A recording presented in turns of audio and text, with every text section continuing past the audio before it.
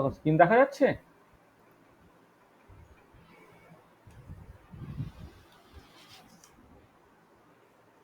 Screen পরিষ্কার? হ্যাঁ sir. ঠিক আছে, চল। আচ্ছা, আগের দিনে আমরা তো রামান স্পেকট্রোস্কোপি পার্ট পর্যন্ত শেষ করেছিলাম। তাহলে ওই পর্যন্ত কারো যদি কিছু অসুবিধা থাকে তো বলে দাও। মানে রামান স্পেকট্রোস্কোপি পর্যন্ত যেটা পড়ানো হয়েছে তাতে কি কারো কিছু অসুবিধা আছে?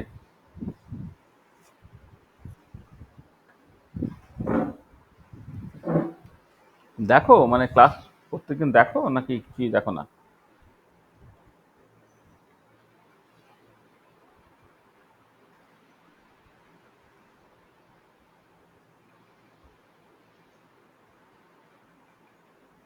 এ দেখেছিস সুদেশ না পড়া দেখেছিস?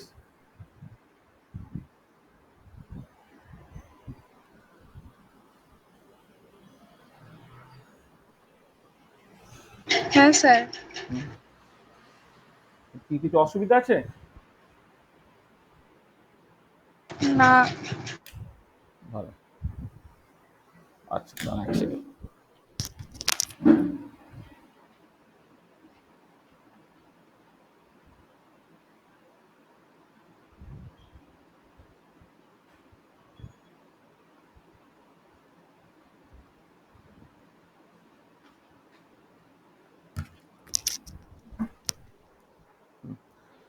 আচ্ছা, আমরা আজকে যেটা নিয়ে আলোচনা করব সেটা হচ্ছে ইলেকট্রনিক স্পেকট্রোস্কোপি অ্যান্ড ফটোকেমিস্ট্রি। সেই পার্টটাকে আগে করে নিই। মানে আমাদের এখনো পর্যন্ত যেগুলো আমরা আলোচনা করেছি তাতে প্রথম 4টে ক্লাসে স্পেকট্রোস্কোপিকের বেসিক্স যে আলোচনাগুলো সেগুলোকে করে নেওয়া হয়েছে। তারপর আমরা রোটেশনাল স্পেকট্রোস্কোপি করেছিলাম, ভাইব্রেশনাল স্পেকট্রোস্কোপি করেছিলাম, রোটেশনাল ভাইব্রেশনাল স্পেকট্রোস্কোপি করেছিলাম এবং রামান স্পেকট্রোস্কোপি করেছি।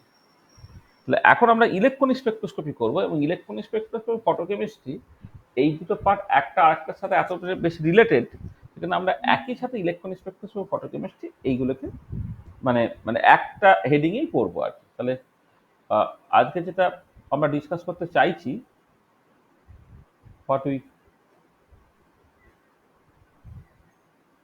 ওয়ান্ট টু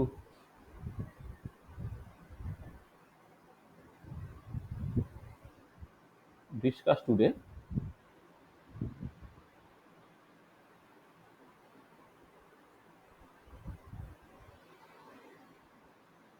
সেটা হচ্ছে তোমার ইলেকট্রনিক স্পেকট্রোস্কোপি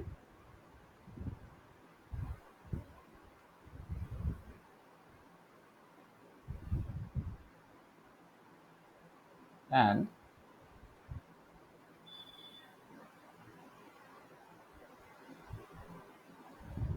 ফটোকেমিস্ট্রি। ইলেকট্রনিক স্পেকট্রোস্কোপি আর ফটোকেমিস্ট্রি এই পার্টটাকে আমি একসাথে আলোচনা করতে চাইছি। ঠিক আছে?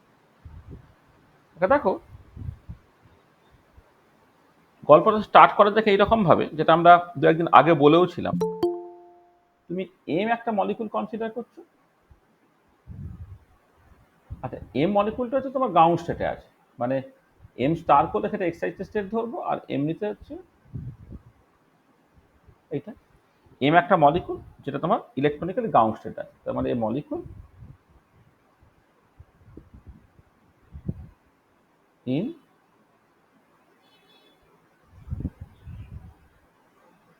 ইলেকট্রনিক্যালি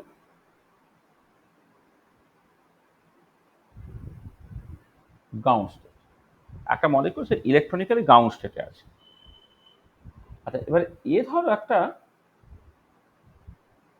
ফোটন অ্যাবজর্ব করলো।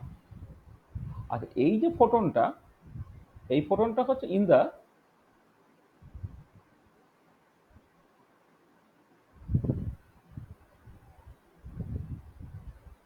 UV visible region.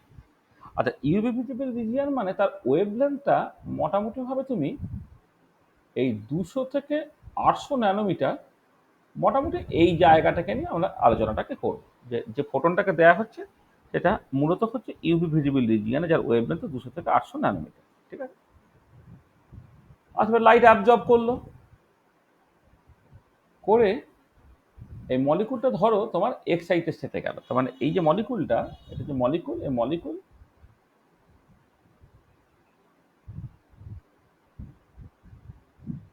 in the electronically excited state। যখন আমি রামন স্পেকট্রোস্কোপি করেছিলাম তখন ইউভি ভিজিবল ফোটন অ্যাবজর্ব করে মলিকুলটা ইলেকট্রনিক্যালি এক্সাইটেড যায়নি, বরং সে ট্রানজিয়েন্ট স্টেটে গিয়েছিল। একটা শর্ট ডেভ স্পিসিস তৈরি হয়েছিল, যেটাকে বলে ট্রানজিয়েন্ট কমপ্লেক্স। তার যে করসপন্ডিং এনার্জিটা সেটা ট্রানজিশন স্টেটের এনার্জি বলা হচ্ছে, বা ট্রানজিয়েন্ট স্টেটের এনার্জি বলা হচ্ছে, সেখানে ছিল। এখন কিন্তু একদম ইলেকট্রনিক্যালি এক্সাইটেড হলো molecule in the electronically excited state. ঠিক আছে, তাহলে এই যে পুরো প্রসেসটা ঘটলো, এইটা হচ্ছে লাইট অ্যাবজর্বিং প্রসেস, বা অনেক সময় বলা হয় প্রাইমারি প্রসেস। এটা হচ্ছে light absorbing process.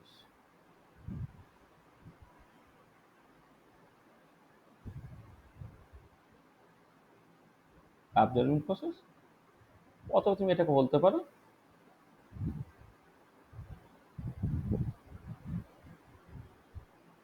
Primary process. ঠিক আছে, লাইট অ্যাবজর্বিং প্রসেস বা প্রাইমারি প্রসেস। আচ্ছা, এবারে এই যে মলিকুলটা এক্সাইটেশনে যাওয়ার পরে দুটো সিচুয়েশন ঘটতে পারে। একটা সিচুয়েশন ঘটতে পারে যে যদি ধরো মলিকুলটা যখন এক্সাইটেড হলো তার সঙ্গে সঙ্গে যে ডিসোসিয়েট করে ফ্রি র্যাডিক্যাল তৈরি করেছে। আমি লাইট অ্যাবজর্বিং প্রসেস 4 রকমের হতে পারে, সেগুলো পরপর করে আলোচনা করব। তার মধ্যে 4টের মধ্যে 3টেতেই যেটা হবে যে এক্সাইটেশনের সাথে সাথে ডিসোসিয়েশন ঘটে। ডিসোসিয়েশন করলে সেখানে ফ্রি র্যাডিক্যাল তৈরি হয়ে যাচ্ছে। ফ্রি র্যাডিক্যাল তৈরি হয়ে যাচ্ছে আর একটা মলিকুল পায়। কেউ একজন জয়েন করছে, জয়েন করি। কি আসছে কি আয় বাবা।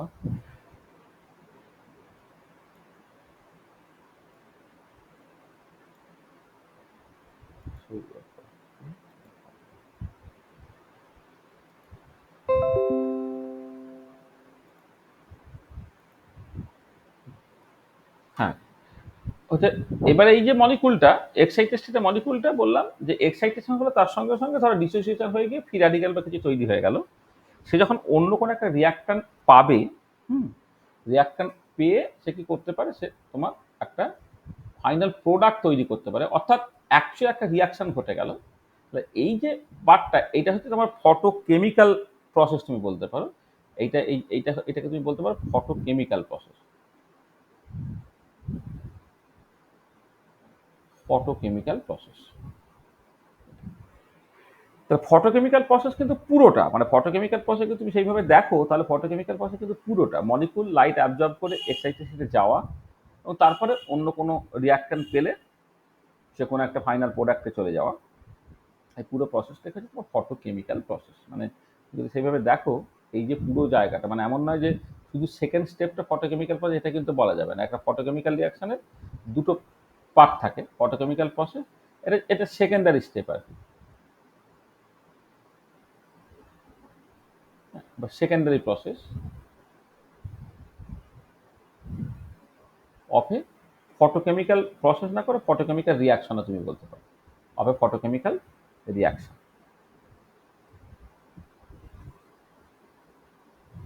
এই যে পুরো জায়গাটা হলো, মানে একদম তোমার এইখান থেকে শুরু করে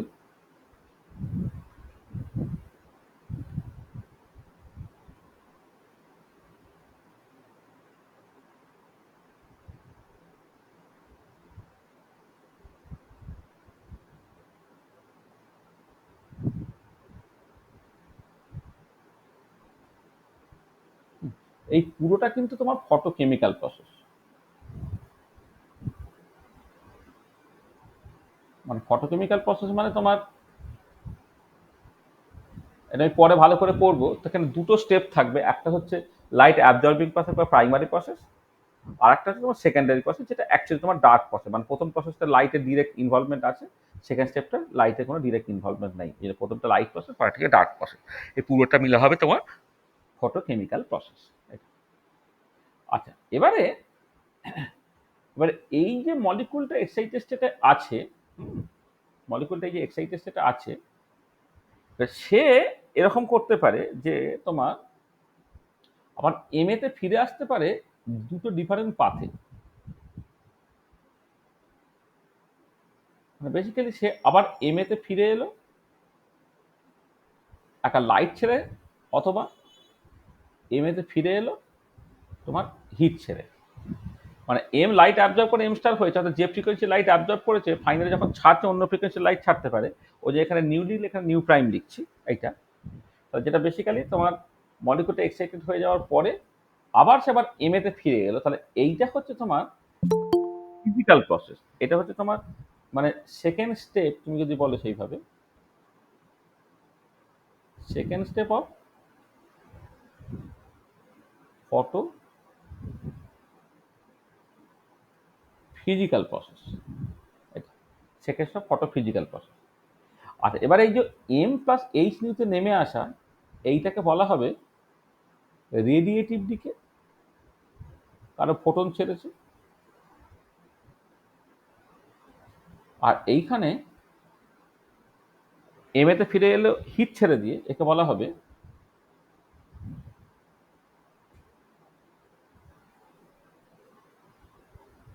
নন রেডিয়েটিভ দিকে। প্রথমটা হচ্ছে রেডিয়েটিভ দিকে, পরেরটা হচ্ছে তোমার নন রেডিয়েটিভ দিকে। আচ্ছা, রেডিয়েটিভ দিকের মধ্যে যে দুটো ঘটনা তোমাকে খুব ভালো করে পড়তে হবে, যেটা তোমাদের অ্যাকচুয়ালি সিলেবাসে আছে, বিএসসি দিকে আছে, মানে ফার্স্ট অর্ডার ফটোফিজিক্যাল প্রসেসগুলো, তার মধ্যে মূলত তোমাকে পড়তে হবে ফ্লুরোসেন্স আর হচ্ছে তোমার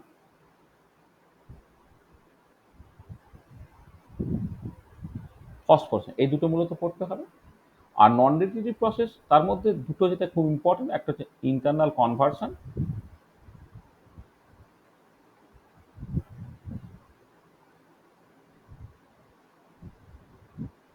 আর হচ্ছে ইন্টার সিস্টেম ক্রসিং।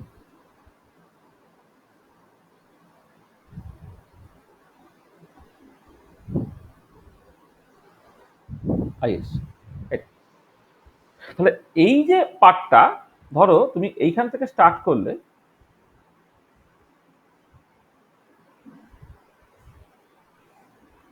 পরে তোমার এই পর্যন্ত গেল, পরে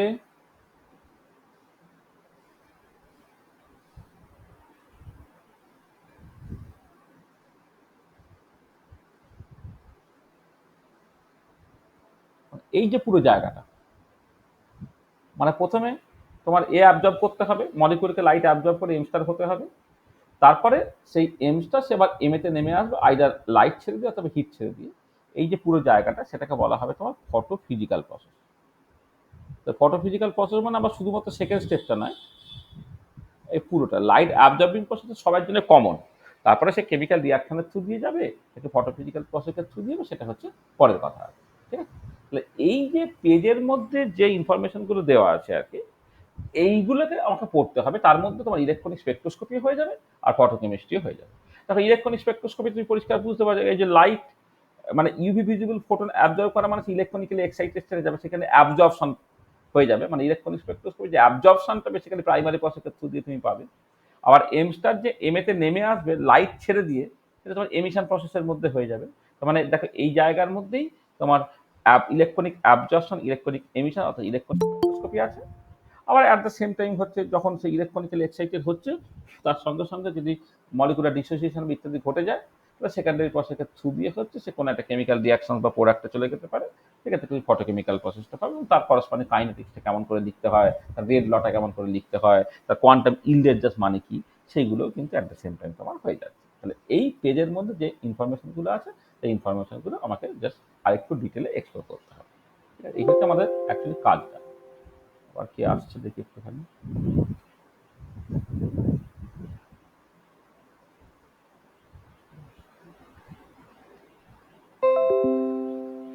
ঠিক আছে, এবার চল, তাহলে আমরা যেটা হচ্ছে যে দুটোর ক্ষেত্রে যেটা কমন, সেটা হচ্ছে তোমার লাইট অ্যাবজর্বিং প্রসেসটা। লাইট অ্যাবজর্বিং প্রসেসটা বা প্রাইমারি প্রসেস দুটোর জন্যই কমন, সেইটা প্রথমে একটুখানি আমি আলোচনা করি। আচ্ছা, আলোচনা করার আগে তোমাকে কতগুলো জিনিস একটুখানি দেখে নিতে হবে। দেখো, তুমি মূলত এখানে আমরা আলোচনা করছি মলিকুল, তাই তো? আমার তো মানে এই সেমিস্টারে যেটা আছে সেটা মলিকুলার স্পেকট্রোস্কোপি। অ্যাটমিক স্ট্রাকচার এবং অ্যাটমিক স্পেকট্রোস্কোপি অন্যত্র পড়ানো হয়েছে বা হবে। তোমরা inorganic atomic structure, atomic spectroscopy তোমরা পড়ো। তাহলে এখানে বেসিক্যালি মলিকুলার স্ট্রাকচার বা মলিকুলার স্পেকট্রোস্কোপি নিয়ে কথাবার্তা বলা হচ্ছে। ধরো যখন তুমি, ও বাবা কে আসছে বলতো এত এতে, ঘুমোচ্ছিল নাকি?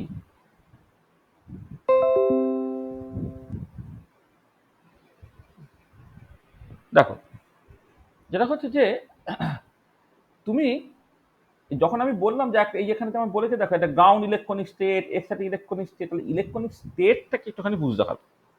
প্রথমে আর electronic energy level,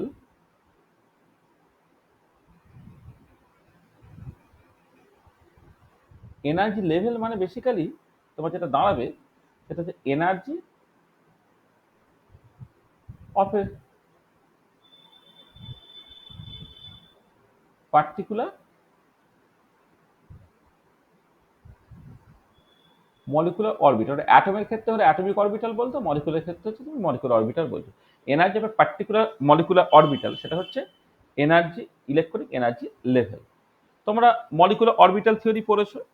molecular orbital থিওরিতে তুমি, মানে মলিকুলার অরবিটাল থিওরিতে তোমরা দেখেছো, ধরো এরকম একটা হয়তো মানে আমি যা হাইড্রোজেন মলিকুল যদি কনসিডার করি, এদিকে তুমি এনার্জি প্লট করছো। এবারে ধরো এখানে তুমি হাইড্রোজেন অ্যাটম নিচ্ছ, এখানে একটা হাইড্রোজেন অ্যাটম, এখানে একটা হাইড্রোজেন অ্যাটম তুমি নিলে, হাইড্রোজেন অ্যাটমের ওয়ান অরবিটালটা ইনভলভ হচ্ছে, এখানেও হাইড্রোজেন অ্যাটমের ওয়ান অরবিটালটা ইনভলভ হচ্ছে, তাহলে এটা atomic orbital of hydrogen atom, এখানে হচ্ছে atomic orbital of hydrogen atom. এটা তাদের একটা পার্টিকুলার এনার্জি আছে, হাইড্রোজেনের এটা ওয়ান এস, এটা ওয়ান এস। এবারে এদের ধরো আমি খুব স্কেমাটিক্যালি বলছি, তাদের ওভারল্যাপ হচ্ছে, ওভারল্যাপ হয়ে একটা এনার্জি কমে গেল, একটা এনার্জি হচ্ছে তোমার বেড়ে গেল, ঠিক আছে। তোমরা এটাকে বলে বন্ডিং এমও, মানে এখানে যদি একটা ইলেকট্রন থাকে, এখানে যদি একটা ইলেকট্রন থাকে, এখানে ইউজুয়ালি গ্রাউন্ড স্টেটে দুটো ইলেকট্রন চলে আসে, এখানে কোনো ইলেকট্রন থাকছে না, তাহলে এইটা হচ্ছে তোমার বন্ডিং এমও। বন্ডিং এমও সেটাকে ধরো বিএমও বলছি, আর এটা হচ্ছে অ্যান্টি বন্ডিং এমও,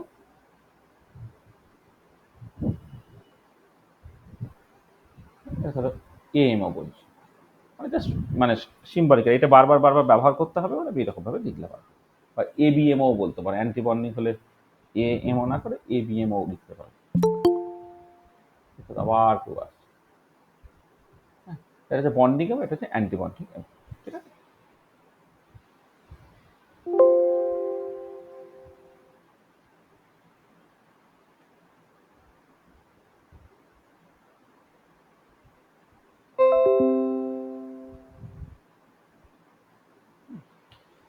আচ্ছা, বন্ডিং এমও অ্যান্টি বন্ডিং এমও। আচ্ছা, এবারে দেখো তোমরা, এবারে এই যে এমোগুলো তুমি পাচ্ছ, সেই এমোগুলোর বিভিন্ন নাম আছে। এটা যেমন এইটাকে তুমি হয়তো অনেক সময় জানি না কি বলো, এটা সিগমা ওয়ান এস বলো, আর এটাকে তুমি সিগমা স্টার ওয়ান এস বলো, কারণ ওয়ান এস অরবিটালগুলো তাদের লিনিয়ার কম্বিনেশন নিয়ে মলিকুলার অরবিটালগুলো তৈরি হয়েছে, এবং এরা বেসিক্যালি সিগমা বন্ড তৈরি করে বলে সিগমা বন্ডিংটাকে সিগমা ওয়ান এস বলা হচ্ছে, আর সিগমা অ্যান্টি বন্ডিংটাকে সিগমা স্টার ওয়ান এস বলা হচ্ছে। এবারে তার মধ্যে কোনটা জি টাইপ, কোনটা ইউ টাইপ, সেগুলো সব ক্লাসিফিকেশনগুলো আছে আর তার মানে তুমি যে এমোগুলোকে পাচ্ছ, এই যে এমোগুলো তাদের সব বিভিন্ন রকম থাকবে। ধরো প্রথমে হয়তো মানে মানে আমি সব আসলে ভাগগুলো এইরকম হয়, মানে এমো যেগুলো করা হচ্ছে, এমোগুলো তোমার কিছু কিছু এমো হচ্ছে তোমার, এগুলো পাজে লাগবে জি টাইপ, কিছু কিছু এমও হচ্ছে ইউ টাইপ। আর জি টাইপ মানে হচ্ছে হ্যাজ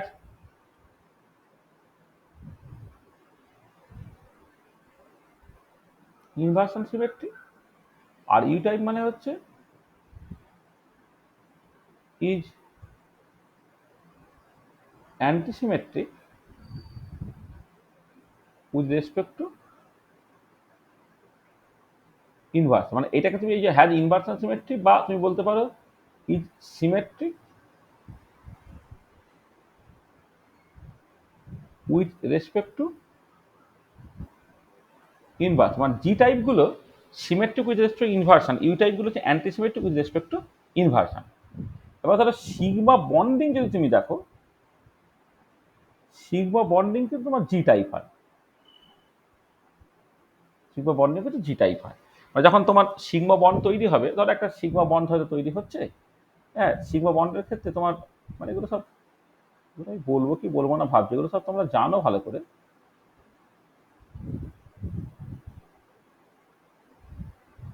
ধরো এইটা একটা, ধরো আমি কার্বন কার্বন সিগমা বন্ডের কথা বলছি, এখানে একটা নিউক্লিয়াস আছে, এখানে একটা নিউক্লিয়াস আছে, তাহলে ধরে না মুখোমুখি ওভারল্যাপ হচ্ছে, মুখোমুখি ওভারল্যাপ হলে এই মাঝখানটা প্লাস হলো, এটা মাইনাস হলো, এটা মাইনাস হলো। দেখো পরিষ্কার দেখো, এইটা যদি তোমার মলিকুলার অ্যাক্সিস হয় বা বন অ্যাক্সিসটা হয়, বন অ্যাক্সিস বরাবর কিন্তু ইনভার্সন সিমেট্রিটা অ্যাকচুয়ালি আছে।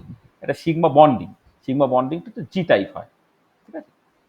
আর সিগমা অ্যান্টি বন্ডিং যেটা, সেটা কিন্তু ইউ টাইপ। কারণটা কি, তুমি যখন হবে তোমার মানে মানে মানে যখন ওই সেম সাইন ওভারল্যাপ করছে তখন বন্ডিং হয়, ডিফারেন্ট সাইন যখন ওভারল্যাপ করছে, এই নিউক্লিয়াস আছে, এই নিউক্লিয়াস থেকে তোমার এই দিকটা ক্যান্সেল আউট হয়ে গিয়ে এই দিকটা তোমার বেসিক্যালি কম রইলো, এই দূরের দিকে তোমার জিনিসটা বেশি চলে গেল। এখানে ঠিক একই রকম ভাবে এখানে কম রইলো, এই দূরের দিকে জিনিসটা তোমার বেশি রয়ে গেল, এটা, হ্যাঁ, এটা দেখ, এটা একই রকম দেখতে আমি করতে পারি, হ্যাঁ দেখে। তাহলে দেখো ব্যাপারটা হচ্ছে, একটা পজিটিভ হলে এটা নেগেটিভ, আর এটা নেগেটিভ হলে এটা হচ্ছে পজিটিভ। তার মানে দেখো তুমি যখন, মানে এটা ছোট হয়ে গেছে, এটা হচ্ছে পজিটিভ হলে এদিকটা পজিটিভ হলে এদিকটা নেগেটিভ, আর এদিকটা হচ্ছে এদিকটা নেগেটিভ হলে এদিকটা তোমার পজিটিভ। তাহলে পরিষ্কার বুঝতে পারছো এটার মধ্যে কোনো ইনভার্সাল সিমেট্রি নেই, বা অ্যান্টি সিমেট্রিক ইনভার্সাল ইউ টাইপ হচ্ছে। আর হয় না যখন তুমি পাই বন্ডিংটা কনসিডার করবে, পাই বন্ডিং এর ক্ষেত্রে কি হয় তোমরা জানো, এইটা যদি মলিকুলার অ্যাক্সিস হয় তাহলে উপরটা প্লাস নিচেটা মাইনাস, তার মানে পাই বন্ডিং যেটা সেটা কিন্তু ইউ টাইপ, পাই বন্ডিংটা কিন্তু ইউ টাইপ অরবিটাল।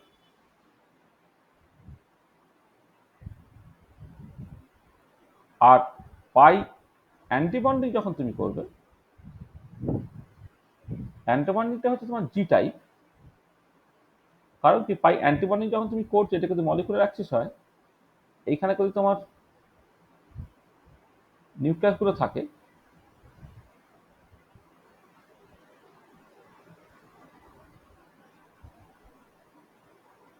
এটা প্লাস, এটা মাইনাস, এটা মাইনাস, এটা প্লাস, এই যে মাঝখান থেকে ইলেকট্রন কাউন্টটা তোমার সরে গেছে, এইটা। এবার দেখো পরিষ্কার এক্ষেত্রে ইনভার্সন সিমেট্রি আছে, সেগুলো সেটা হচ্ছে জি টাইপ। তার মানে এবারে এই যে এমও গুলো না, এমও গুলো কোন অ্যাটমিক অরবিটাল ওভারল্যাপ করে বন্ডিং বা অ্যান্টি বন্ডিং এমওটা তৈরি হচ্ছে সেই অনুযায়ী নামকরণ হয়। যেমন সিগমা ওয়ান এস বললাম, বা সিগমা স্টার ওয়ান এস বললাম। আবার এই সিগমা ওয়ান এসটাকে তুমি যা সিগমা ওয়ান জিও বলতে পারো, আর সিগমা ওয়ান স্টারটাকে সিগমা ওয়ান ইউও বলতে পারো। মানে এই জি বা ইউটা হচ্ছে এই গেরাডে এবং উন গেরাডে বা জিরাডে উন জিরাডে সেখান থেকে এসছে। এবার তুমি যখন বই দেখবে, বইয়ে আসলে বিভিন্ন রকমের নোটেশন ব্যবহার করা আছে। তোমার হয়তো যখন এমনি ডায়াটমিক মলিকুলের ক্ষেত্রে, হোমোনিউক্লিয়ার ডায়াটমিক মলিকুলের ক্ষেত্রে যখন এমওগুলো তুমি স্কুল লেভেলে পড়ো বা বিএসসি প্রথম থেকে পড়ো, সেক্ষেত্রে কোন কোন অ্যাটমিক অরবিটাল অ্যাকচুয়ালি তোমার ইনভলভ হয়েছে সেটা তোমার কাছে পরিষ্কার বলে তুমি এইরকম ভাবে নাম করতেই পারো। Sigma one s, sigma one star, sigma two s, sigma two star, sigma, তারপরে হচ্ছে পাই হলো হয়তো, বা সিগমা টুপি জেড হতে পারে, সিগমা টুপি জেড, তারপরে যে পাই টুপি এক্স, পাই টুপি ওয়াই, পাই স্টার টুপি এক্স, পাই স্টার টুপি ওয়াই, সিগমা স্টার টুপি জেড, ইত্যাদি ইত্যাদি। এইরকম ভাবে তোমার নামগুলো হয় আর কি, ঠিক আছে। মানে ধরো তুমি এইরকম ভাবে ভাবতে পারো, সিগমা ওয়ান এস, তারপরেই এনার্জিতে সিগমা ওয়ান এস স্টার, তারপরে সিগমা টু এস হবে, তারপর এনার্জিতে সিগমা টু এস স্টার। এবার এবার তিনটে যে পি অরবিটাল, তার মধ্যে একজন পরস্পরের সাথে মুখোমুখি আসতে পারে, বাকি দুজন প্যারালাল। আর সিগমা বন্ডিংয়ের এনার্জিটা কম হয়, তার মানে আমি যদি মলিকুলার অ্যাক্সিসটা জেড অ্যাক্সিস ধরি, তাহলে তোমার সিগমা টুপি জেড আসবে, তারপরে সিগমা টুপি জেড হলে সিগমা টুপি জেড স্টার আসবে, কিন্তু এর মাঝে পাই টুপি এক্স এবং পাই টুপি ওয়াই, এদের মানে আসলে এনার্জিগুলো এইরকম করে বাড়ে, এরকম করে বাড়ছে, কিন্তু পাই টুপি এক্স পাই টুপি ওয়াই একই এনার্জি, আর পাই স্টার 2px, আবার পাই স্টার 2py একই এনআইটি, তারপরে তোমার সিগমা 2pz স্টার হলো অ্যান্ড সো অন, এইরকম ভাবে তোমার যাচ্ছে। ঠিক আছে, এবারে কেউ চাইলে এটাকে এইরকম ভাবে লিখতে পারে, অথবা sigma 1g, sigma 1g star মানে এনার্জিটাকে এইরকম ভাবে লিখলে sigma 2g, sigma 2g, sorry sorry sorry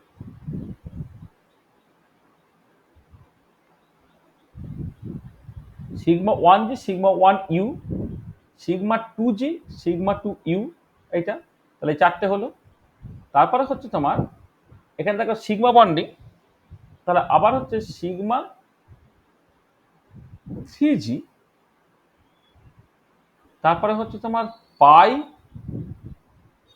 1u, যার এনার্জি হচ্ছে পাই 2u, মানে আমি জি মানে সিগমা গুলোকে 1 2 3 4 করে পরপর করে বলছি, পাইটাকেও তোমার 1 2 3 4 করে পরপর করে বলবো আর কি।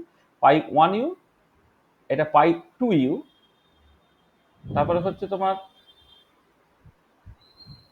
পাই 1g, পাই 2g, মানে এক্ষেত্রে বন্ডিং গুলো ইউ টাইপ, অ্যান্টি বন্ডিং গুলো তোমার জি টাইপ। তারপর তোমার চলে আসছে আবার সিগমা 3u ইত্যাদি, এইরকম করে লিখতে পারো। মানে বিভিন্ন এমও গুলোকে তুমি ইনক্রিজিং অর্ডারে সাজাচ্ছ, মানে এগুলো হচ্ছে সব এমওস, মানে various MOs in increasing order of energy. মানে মলিকুলার অরবিটাল থিওরিটা তুমি বিএসসিতে ইনঅর্গানিকে খুব ভালো করে শেখো, আমার জন্য কিছু কিছু নোটেশন লাগবে আর কি, সেগুলো এটা আমি ব্যবহার করছি। যে তোমার অ্যাটমিক অরবিটাল তার লিনিয়ার কম্বিনেশন হয়, লিনিয়ার কম্বিনেশন অ্যাটমিক অরবিটাল করে মলিকুলার অরবিটাল তৈরি হয়, কারো এনার্জি কমে কারো এনার্জি বাড়ে, এনার্জি কমলে সেগুলো বন্ডিং, এনার্জি বাড়লে সেটা অ্যান্টি বন্ডিং। এবারে বন্ডিং এবং অ্যান্টি বন্ডিং এমোগুলো জি বা ইউ ইত্যাদি এই সিমেট্রি দিয়েও ক্লাসিফিকেশন করতে হয়, আর বিভিন্ন যে এমোগুলো আছে তার মতো করে তুমি তাদের ইনক্রিজিং অর্ডারে সাজাবে। এবারে এই যে যখন আমি ইলেকট্রনিক এনার্জি লেভেল বলছি, তখন হচ্ছে energy of a particular molecular orbit, মানে এই যে এত মলিকুলার অরবিটাল আছে তার কোন একটা পার্টিকুলার এনার্জি, সেটা হচ্ছে ইলেকট্রনিক লেভেল। আচ্ছা, এবারে ইলেকট্রনিক স্টেট যখন বলছি তার জিনিসটা কিন্তু একটু অন্যরকম। ইলেকট্রনিক স্টেট, ইলেকট্রনিক স্টেট মানে হচ্ছে তোমার ওভারঅল ইলেকট্রনিক কনফিগারেশনটা, সেটা হচ্ছে ওভারঅল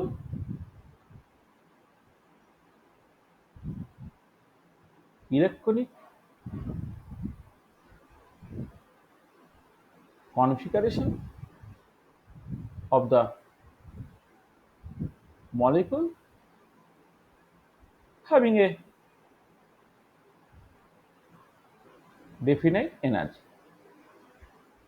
মানে ধরো ধরো তুমি ধরো এই সিগমা 1s বলছি, সিগমা স্টার 1s বলছি, এইটা একটা ইলেকট্রনিক লেভেল,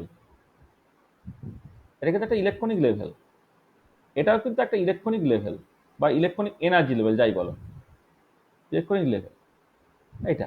কিন্তু ফর হাইড্রোজেন মলিকুল, ধরো এই hydrogen molecule ground state electronic configuration তুমি লিখলে,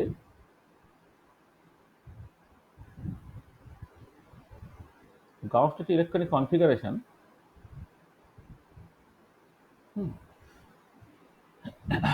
গ্রাউন্ড স্টেট ইলেকট্রনিক কনফিগারেশন তুমি লিখলে ধরো এই sigma 1s2, sigma 1s star 0, এটা লিখলে ধরো, ঠিক আছে, বা সিগমা 1s2 লিখলে, এইটা কিন্তু রিপ্রেজেন্টস দ্য গ্রাউন্ড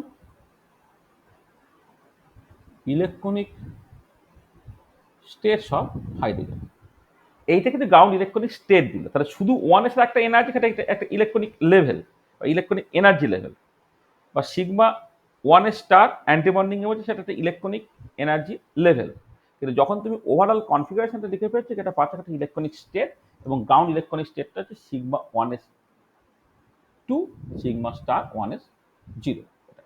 আবার ধরো যদি তুমি এরকম করতে, ধরো ফার্স্ট এক্সাইটেড ইলেকট্রনিক স্টেট ধরো দেখছো, ফার্স্ট এক্সাইটেড স্টেট মানে কি হবে? ফার্স্ট এক্সাইটেড স্টেট মানে হচ্ছে তোমার ওয়ানের থেকে একটা ইলেকট্রন ওয়ানের স্টারে চলে গেছে, তার first excited electronic state of hydrogen molecule যখন তুমি কনসিডার করছো, সেটা কি হবে না sigma one S one sigma star one S one. এটা এটা কিন্তু ফার্স্ট এক্সাইটেড ইলেকট্রনিক স্টেট, এটা হলো। ঠিক আছে, তাহলে দেখো, তাহলে ইলেকট্রনিক লেভেল এবং ইলেকট্রনিক স্টেটের মধ্যে তফাৎটা তোমাকে প্রথমে করে নিতে হবে, যে ইলেকট্রনিক লেভেল বলতে আমি কি বুঝি, ইলেকট্রনিক স্টেট বলতে আমি কি বুঝি। অ্যাটমের ক্ষেত্রে ঠিক একই রকমের 1s 2s 2p 3s এইগুলো সব এক একটা হচ্ছে অ্যাটমিক অরবিটাল এবং তার একটা স্পেসিফিক এনার্জি আছে, এটা অ্যাটমিক এনার্জি লেভেল বা অ্যাটমিক লেভেল। কিন্তু যখন তুমি ধরো সোডিয়ামের ইলেকট্রনিক কনফিগারেশন লিখছো 1s 2 2s 2 2p 6 3s 1, তো এটা হচ্ছে একটা ইলেকট্রনিক কনফিগারেশন হলো, সেইটা কিন্তু as a whole ground electronic state of sodium দিল। ঠিক মলিকুলের ক্ষেত্রে অ্যাটমিক অরবিটালে ইলেকট্রনগুলোকে না রেখে তোমাকে যেটা করতে হচ্ছে মলিকুলার অরবিটালে তোমাকে ইলেকট্রনটাকে রাখতে হচ্ছে, এবং ইলেকট্রন ভর্তি করার সময় যেমন আউবা প্রিন্সিপাল ওবে করে সেরকম ভাবেই তোমায় করতে হবে। আউবা প্রিন্সিপাল মানে এখানে আউবা প্রিন্সিপাল ঠিক বলা উচিত হবে না, আউবা প্রিন্সিপালটা অ্যাটমের জন্য, এক্ষেত্রে এটা বলা ভালো যে তোমার মলিকুলার অরবিটালগুলোকে তুমি ইনক্রিজিং এনার্জি অর্ডারে সাজাবে। এই ইনক্রিজিং এনার্জি অর্ডারে সাজানোর পরে হচ্ছে তারপরে এক একটা অরবিটালে ম্যাক্সিমাম দুটো ইলেকট্রন থাকতে পারে, সেটাকে মাথায় রেখে তোমার পাউলির এক্সক্লুশন প্রিন্সিপাল হুমস ল ইত্যাদিগুলোতে যেমন আছে আর কি সেই মতো করে তোমার ইলেকট্রনিক কনফিগারেশনটাকে লিখতে হবে। ঠিক আছে, আচ্ছা এবারে যেটা কথা সেটা হচ্ছে যে তুমি যখন কোন একটা ইলেকট্রনিক স্টেট কনসিডার করবে, সেই ইলেকট্রনিক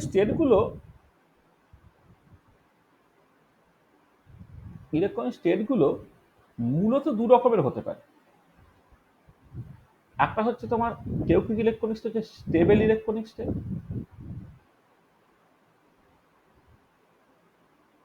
আর কিছু কিছু ইলেকট্রনিক স্টেট হচ্ছে আনস্টেবল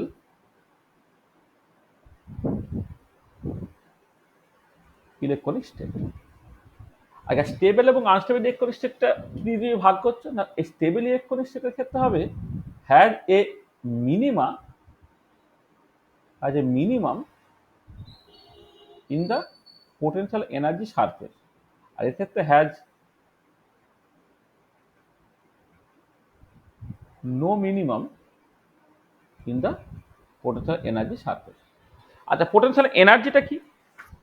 আচ্ছা, পোটেনশিয়াল এনার্জিটা দেখো, বা পোটেনশিয়াল এনার্জি সারফেসটা তোমরা যখন ওই বর্ন ওপেনহাইমার অ্যাপ্রক্সিমেশন পড়ানো হয়েছিল সেখানে দেখবে তোমার বলা আছে, সেটা হচ্ছে কি ধরো একটা মানে মানে যেটা হচ্ছে যে মানে একটা ডায়াটমিক মলিকুল যদি কনসিডার করো, পরে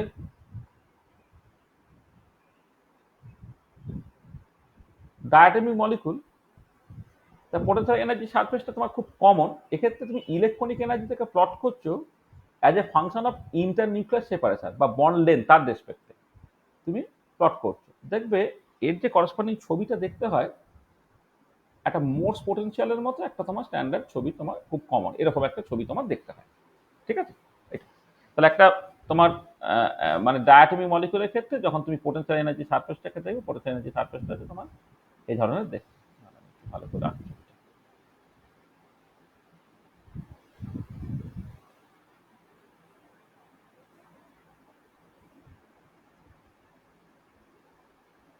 এটা ঠিক আছে, এইটা হচ্ছে তোমার এই যে ছবিটা তুমি আঁকলে এটা হচ্ছে পোটেনশিয়াল এনার্জি সারফেস, এবং এই পোটেনশিয়াল এনার্জি সারফেস দেখো এইটা একটা মিনিমা দিয়ে গেছে, এবং যে মিনিমা দিয়ে গেছে এইটা তোমার অ্যাকচুয়ালি ইকুইলিব্রিয়াম বন্ডের তোমার রিপ্রেজেন্ট করে। এটা এবং এখান থেকে তুমি বন্ড ডিসোসিয়েশন এনার্জি হ্যানাতেনা এই সব জিনিসপত্রগুলো দেখেছো আর কি, মানে এটা ধরো তোমার মিনিমাম এনার্জিটা, আর এটা হচ্ছে ম্যাক্সিমাম পসিবল এনার্জি যেটা হতে পারে যখন আটটা তোমার টেন্ডস টু ইনফিনিটি, তাহলে এই যে এনার্জি গ্যাপটা, তাহলে তোমরা জানো এটা হচ্ছে ইকুইলিব্রিয়াম বন্ড ডিসোসিয়েশন এনার্জি। তাহলে ইকুইলিব্রিয়াম বন্ড ডিসোসিয়েশন এনার্জিটা এইরকম ভাবে লেখো তুমি, ইকুইলিব্রিয়াম বন্ড ডিসোসিয়েশন এনার্জি, এটা ডি ইকুইলিব্রিয়ামটা হচ্ছে তোমার ইলেকট্রনিক এনার্জিটা যখন আটটা tends to infinity minus electronic এনার্জিটা যখন আটটা হচ্ছে তোমার আর ইকুইলিব্রিয়াম, তাহলে এই যে ডিফারেন্সটা সেটাই হচ্ছে তোমার ইকুইলিব্রিয়াম বন্ড ডিসোসিয়েশন এনার্জি। এটা তো দেখো এইটা একটা স্টেবল, এই যেটা দিল এটা কিন্তু একটা স্টেবল ইলেকট্রনিক স্টেট, আর একটা মিনিমা দিয়ে যাচ্ছে, ঠিক আছে। আর এক্ষেত্রে আরেকটা কিন্তু বলে নিই যে তোমার 0 point corrected bond dissociation energy আছে, 0 point corrected bond dissociation energy, আর অনেক সময় বলা হয় স্পেকট্রোস্কোপিক বন্ড ডিসোসিয়েশন এনার্জি। সেটা কি হবে, ডি0টা হচ্ছে ডি ইকুইলিব্রিয়াম মাইনাস, এবারে দেখা যায় যে একটা মিনিমাম পসিবল এনার্জি তোমার এই ধরনের সিস্টেমের ক্ষেত্রে থেকে যায়, এটা মোস্ট পোটেনশিয়ালের মতো, তো একটা মিনিমাম পসিবল এনার্জি যেটা থেকে যায় সেটাকে বলা হয় 0 পয়েন্ট এনার্জি। তাহলে ইকুইলিব্রিয়াম বন্ড ডিসোসিয়েশন এনার্জি থেকে 0 পয়েন্ট এনার্জিটাকে বাদ দিয়ে এটা পড়ে থাকে, ততখানি এনার্জি অ্যাকচুয়ালি দিতে হবে তোমার এই ডিসোসিয়েশনটা ঘটানোর জন্য, সেটাকে বলা হবে স্পেকট্রোস্কোপিক বন্ড ডিসোসিয়েশন এনার্জি বা 0 point corrected bond dissociation energy. এটা তোমাদের জানা আছে। আচ্ছা দেখো, এই পোটেনশিয়াল এনার্জিটা একটা মিনিমা দিয়ে যাচ্ছে বলে এটা কিন্তু একটা স্টেবল ইলেকট্রনিক স্টেট। এটা হচ্ছে এটা হচ্ছে একটা stable electronic state. On the other hand, কিছু কিছু ক্ষেত্রে দেখবে এরকম ছবি আঁকা থাকে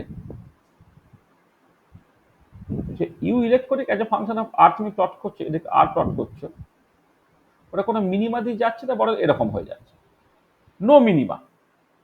তো যখন কোনো মিনিমা থাকবে না তখন সেটা হবে তোমার আনস্টেবল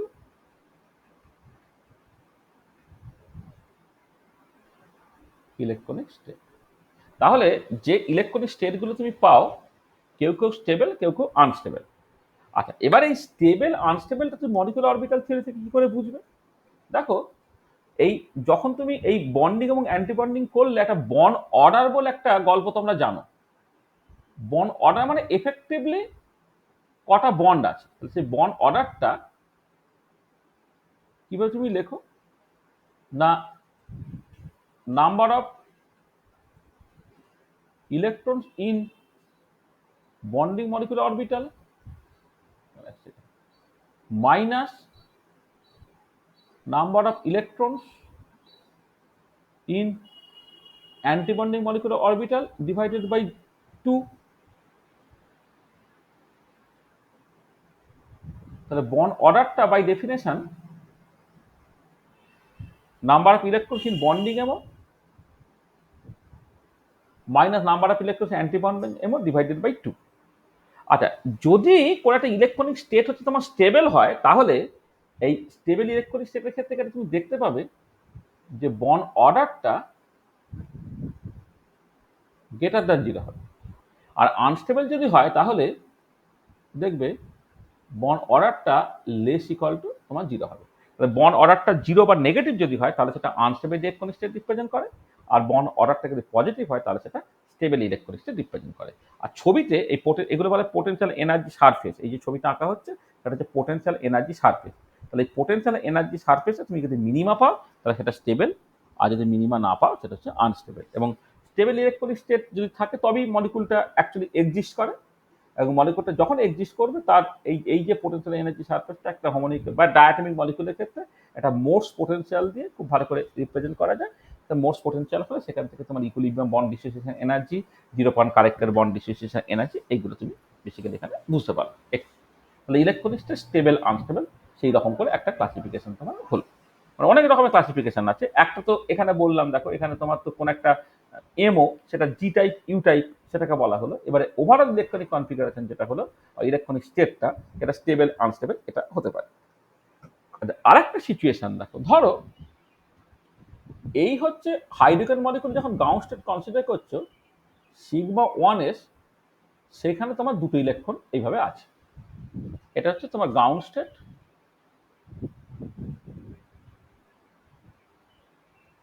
অফ হাইড্রোজেন। আর এবারে যখন তুমি সকাল ফার্স্ট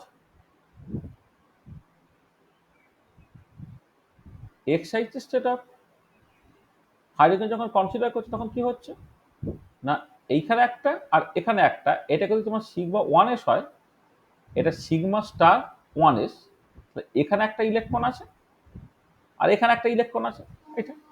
এটা যে first excited state of hydrogen, যে একটা ইলেকট্রন 1s থেকে এখানে 1s স্টারে কিছু ছিল না, মানে সিগমা 1s স্টার সেটা পুরো ফাঁকা ছিল, এখন হচ্ছে একটা ইলেকট্রন এখান থেকে এখানে চলে গেছে।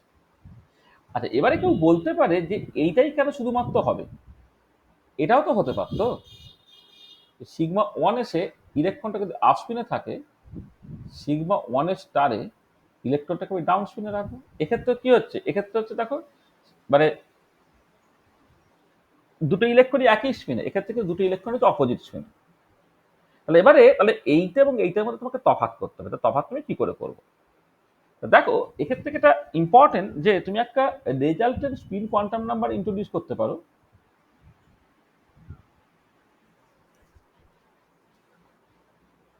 রেজাল্টেন্ট স্পিন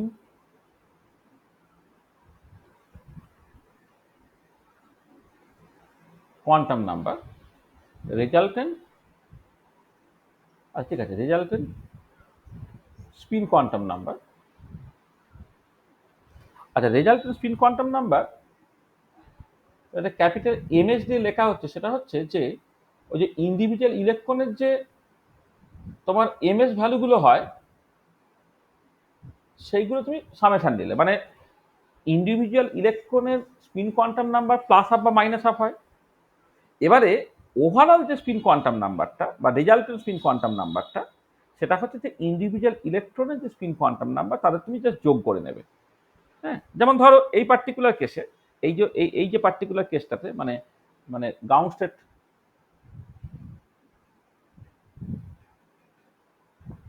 অফ হাইড্রোজেন যে ইলেকট্রনিক কনফিগারেশন লিখেছে, তাহলে এমএসটা কত হচ্ছে? দেখো প্রথম ইলেকট্রনটার স্পিন যদি প্লাস আপ হয়, পরের ইলেকট্রনের স্পিনটা হচ্ছে মাইনাস আপ, তার মানে এটা বেসিক্যালি জিরো। আর এবারে এইখানে যে দুটো সিচুয়েশন, এটা ধরো যদি তোমার মানে ১ নম্বর সিচুয়েশন আছে, ২ নম্বর সিচুয়েশন হয়, তাহলে ১ নম্বর সিচুয়েশনটা কি হচ্ছে দেখো, এমএস এর ভ্যালুটা প্রথম ইলেকট্রনটা আপ স্পিনে আছে, পরের ইলেকট্রনটা আপ স্পিনে আছে, তাহলে সেটা বেসিক্যালি 1 হচ্ছে। আর ২ নম্বর কেসটা দেখো, একজন আপ স্পিনে আছে, একজন কিন্তু আমার ডাউন স্পিনে আছে, এটা কিন্তু 0 হচ্ছে। তার মানে MS value, capital MS value, এটা হচ্ছে স্মল এমএস ভ্যালু, এটা ক্যাপিটাল এমএস ভ্যালু করে, এটা হচ্ছে 0, এটা +1, এটা হচ্ছে তোমার এমএসটা হচ্ছে তোমার 0, এটা। আচ্ছা, এবারে এই যে সিচুয়েশনটা যখন খেয়াল করে দেখো, এই যে সিচুয়েশনটা আমি বলছি, এইখানে না আমি নর্মালি এমএস দিয়ে লিখলাম, এটা কিন্তু তোমার অ্যান্টিসিমেট্রি প্রিন্সিপাল থেকে বা এরা তুমি সেইভাবে বলতে গেলে তারা ইনডিস্টিংগুইজেবল বলে, এই যে সিচুয়েশনটা, এই সিচুয়েশনটা কিন্তু দুটোর কম্বিনেশন হয় আর কি। মানে এই যে তুমি একজনকে আপ স্পিনে রাখছো, আরেকজনকে আপ স্পিনে রাখছো, বা একজনকে আপ স্পিনে রাখছো, একটা ডাউন স্পিনে রাখছো, এগুলো বিভিন্ন রকম কম্বিনেশন হয়। এখানে তুমি যেটা পাবে, তখন দুটো ইলেকট্রন দুজনই আপ স্পিনে থাকতে পারে, দুটো ইলেকট্রন ডাউন স্পিনে থাকতে পারে, মানে এখানে দুটো সিচুয়েশন হতে পারে। তাহলে দুটো ইলেকট্রনই তোমার লেটস সে আপ স্পিনে থাকতে পারে, দুটো ইলেকট্রনই তোমার ডাউন স্পিনে থাকতে পারে। আর একটা সিচুয়েশন হতে পারে যে এই আপ স্পিন মানে এদের লিনিয়ার কম্বিনেশন, মানে প্রথমটা আপ স্পিন পরেরটা ডাউন স্পিন, প্লাস প্রথমটা ডাউন স্পিন পরেরটা আপ স্পিন, এটা হতে পারে এটা। আর এই পার্টিকুলার সিচুয়েশনে হচ্ছে হাফ প্রথমটা আপ স্পিন পরেরটা ডাউন স্পিন, মাইনাস প্রথমটা ডাউন স্পিন পরেরটা আপ স্পিন। মানে যখন টু ইলেকট্রন সিস্টেম তুমি কনসিডার করবে, হ্যাঁ, তখন কিন্তু এটা আমি পরে অবশ্যই অ্যান্টিসিমেট্রি প্রিন্সিপাল তোমাদের পড়ানো হয়েছে, পারমুটেশন অপারেটর পড়ানো হয়েছে, সেখানে তুমি দেখবে যে যখন হিলিয়ামের জন্য তোমার স্ট্যাটার ডিটারমিনেন্টকে তৈরি করতে হয়, তখন তোমার যে দুটো ইলেকট্রন থাকে, বা শুধু কেন যে কোনো টু ইলেকট্রন সিস্টেমে যখন তুমি করবে, তখন তো 4টে পসিবিলিটি হয় আর কি, যে alpha one alpha two, beta one beta two, আর 1/2 alpha one alpha one beta two plus beta one alpha two, আর alpha one beta two minus beta one alpha two. এই সমস্ত রকম সিচুয়েশন গুলো হয় আর কি। তাহলে এইখানে যেটা হবে দেখো, এই এমএস এর ভ্যালুটা এইটা +1, এইটা হচ্ছে 0, এটা হচ্ছে -1। তাহলে এইটা করলে ওভারঅল এসটাকে তোমাকে 1 লিখতে হয়। আর এই পার্টিকুলার কেসে এমএস এর ভ্যালুটা 0 হচ্ছে বলে ওভারঅল এসটাকে তোমাকে 0 লিখতে হয়। এই পার্টিকুলার কেসে এমএসটা 0 হচ্ছে বলে ওভারঅল এসটা তোমার 0 লিখতে হয়। তাহলে প্রথমে এই জেড কম্পোনেন্ট গুলোকে করে নিতে হয়, তারপরে সেই জেড কম্পোনেন্ট থেকে যে ওভারঅল এসটাকে তোমাকে বের করতে হয়। এবারে এই ওভারঅল এসটাকে বের করার পরে 2s+1 যেটা, সেটাকে বলা হবে তোমার spin multiplicity. This is the spin multiplicity, এটা স্পিন মাল্টিপ্লিসিটি। এবারে স্পিন মাল্টিপ্লিসিটি এইটা তোমার 0 হতে পারে, 1 হতে পারে, 2 হতে পারে অ্যান্ড সো অন। 0 হলে তার নাম হবে তোমার সিংলেট, 1 হলে সেটা হবে তোমার ট্রিপলেট, সরি ভুল করলাম, 1 হতে পারে, 2 হতে পারে, 3 হতে পারে, মানে এস এর ভ্যালুটা 0 হলে, আচ্ছা এটা আমি পরে দেখাচ্ছি, না এটা কেটে দিই, এটা স্পিন মাল্টিপ্লিসিটি। আচ্ছা এবারে দেখে যে প্রথম কেসটাতে যদি এসটা তোমার 0 হয় তাহলে 2s প্লাস 1টা কত? 1, এইটাকে বলা হবে তোমার সিংলেট। সেকেন্ড কেসটা দেখো, এস যদি 1 হয় তাহলে 2s প্লাস 1টা কত? 3 হয়ে গেল, এটা হয়ে গেল তোমার ট্রিপলেট। আবার এইটাতে দেখো, আবার এস ইকুয়াল টু 0 হলে 2s প্লাস 1টা তোমার 1 হয়ে যাচ্ছে, এটা আবার তোমার সিংলেট। তার মানে এই স্পিন মাল্টিপ্লিসিটি কত তার উপরে নির্ভর করে আবার বিভিন্ন রকমের ক্লাসিফিকেশন হয়। তার মানে তুমি এই গাউস স্টেটটা দেখতে পাচ্ছ, হাইড্রোজেনের যে গাউস স্টেটটা সেটা সিংলেট। হাইড্রোজেনে যখন ফার্স্ট এক্সাইটেশন তুমি কনসিডার করছো, এই এটা হয়ে যাবে তোমার ট্রিপলেট আর বিটা হয়ে যাচ্ছে তোমার সিংলেট। তাহলে যে কোনো একটা এক্সাইটেড স্টেট কিন্তু এরকম পেয়ারে আসতে পারে, যেমন এই পার্টিকুলার কেসে বলছে এটা ট্রিপলেট হতে পারে, একটা সিংলেট হতে পারে। এবারে দেখানো যায় যে triplet is more stable than singlet. তাহলে it can be shown that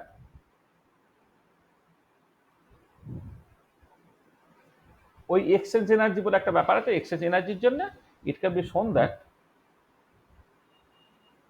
triplet is more stable than singlet। এটা triplet is more stable than singlet। এটা মানে যখন দুটো স্টেট আসবে, যেমন এই পার্টিকুলার কেসে তুমি কনফিউজ যে সিগমা 1 এসে একটা ইলেকট্রন, সিগমা স্টার 1 এসে একটা ইলেকট্রন, তাহলে it can be triplet or singlet. এই দুটোর মধ্যে কার এনার্জি কম কার এনার্জি বেশি, সেটা হচ্ছে যে triplet is more stable than singlet. এটা তোমার হয়, এটা একটা ইম্পর্টেন্ট ইনফরমেশন তোমাকে মাথায় রাখতে হবে। আর একটা ইম্পর্টেন্ট ইনফরমেশন হচ্ছে যে যদি ইভেন নাম্বার অফ ইলেকট্রনস থাকে, হ্যাঁ মোস্ট অফ দ্য স্টেবল মলিকুলই ইভেন ইলেকট্রন মলিকুল, তার ক্ষেত্রে গাউস state is usually singlet. For even electron molecule, মানে মোস্ট অফ দ্য স্টেবল মলিকুলই দেখবে ইলেকট্রনের সংখ্যা হচ্ছে ইভেন নাম্বার, আর ইভেন ইলেকট্রন মলিকুল গাউস স্টেট ইজ ইউজুয়ালি সিংলেট। মানে আমরা ছবি আঁকার সময় গাউস স্টেটটা সবসময় সিংলেট দিয়ে লিখবো, হ্যাঁ, মানে গাউস স্টেট ইজ ইউজুয়ালি সিংলেট এটা দিয়ে আমরা করবো। কিন্তু প্রথম কথা হচ্ছে যে এটা কিন্তু অড ইলেকট্রন মলিকুল হয়, তাহলে অড ইলেকট্রন মলিকুলের ক্ষেত্রে নাই হতে পারে, অড ইলেকট্রন মলিকুলের ক্ষেত্রে গাউস স্টেট ডাবলেট হতে পারে, হ্যাঁ, কিন্তু ইভেন ইলেকট্রন মলিকুল হলে গাউস স্টেট ইজ ইউজুয়ালি সিংলেট। কিন্তু এক্সেপশন আছে, এক্সেপশন অনেক এক্সেপশনই আছে। মোস্ট কমন যে এক্সেপশনটা সেটা হচ্ছে তোমার গাউস স্টেট অফ অক্সিজেন কিন্তু তোমার ট্রিপলেট হয়, গাউস স্টেট অফ অক্সিজেন কিন্তু তোমার ট্রিপলেট, অক্সিজেনের গাউস স্টেট তোমার ট্রিপলেট হয়। কিন্তু অক্সিজেনের ওই যে ডিজেনারেট অরবিটাল আছে না, পাই 2px পাই 2py পাই স্টার 2px পাই স্টার 2py, সেখানে আসলে একটা একটা করে ইলেকট্রন ঢুকে যাচ্ছে বলে গাউস স্টেট অফ অক্সিজেন কিন্তু ট্রিপলেট হচ্ছে। তাহলে ইউজুয়ালি গাউস স্টেটটা তুমি সিংলেট ধরে চলবে, তাহলে S0 বললাম। আর এক্সাইটেড স্টেটগুলো সে পেয়ারে অ্যাপিয়ার করবে, তাহলে S1 থাকবে T1 থাকবে, S2 থাকবে T2 থাকবে। আর S1 T1 এর মধ্যে T1টা বেশি স্টেবল দেন S1, অর্থাৎ এনার্জিক্যালি T1টা নিচে থাকবে। বা S2 আর T2 যদি থাকে, T2 এনার্জিটা কম হবে দেন S2। এইগুলোকে তোমার জাস্ট মাথায় রাখতে হবে, ঠিক আছে? বলো, তাহলে এইটা কিন্তু খুব ইম্পর্টেন্ট পয়েন্ট যে ইলেকট্রনিক স্টেটটার আর একটা ক্লাসিফিকেশন আছে, সেটা হচ্ছে একটা স্টেবল আনস্টেবল, তার মতো করে পোটেনশিয়াল এনার্জির ছবি যখন আঁকবো সেটাকে তোমাকে মাথায় রাখতে হবে। আবার এই বিভিন্ন রকমের জ্যাবলনস্কি ডায়াগ্রাম হ্যানা ত্যানা ইত্যাদি যখন দেখাবো, তখন কিন্তু এই সিংলেট ট্রিপলেট এই ক্লাসিফিকেশনগুলো দরকার, এবং তাদের এনার্জি অর্ডারটা ইউজুয়ালি কেমন হয় সেটা সম্বন্ধে তোমার কিন্তু একটা পরিষ্কার ধারণা থাকতে হবে এটা। আর এই কনটেক্সটে আরেকটা ভীষণ ইম্পর্টেন্ট পয়েন্ট যা বলে দিই, সেটা হচ্ছে যে একটা স্পিন সিলেকশন রুল আছে। মানে আসলে মানে অনেক সিলেকশন রুলই আছে, তো দুটো সিলেকশন রুল খুব ইম্পর্টেন্ট। একটা হচ্ছে স্পিন সিলেকশন রুল,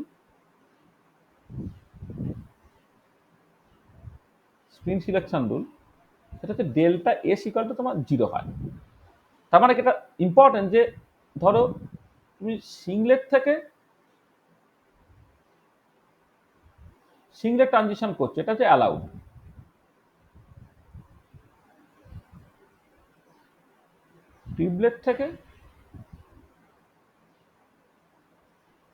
টিউবলেটটাকে দেখছো, সেটাও কিন্তু তোমার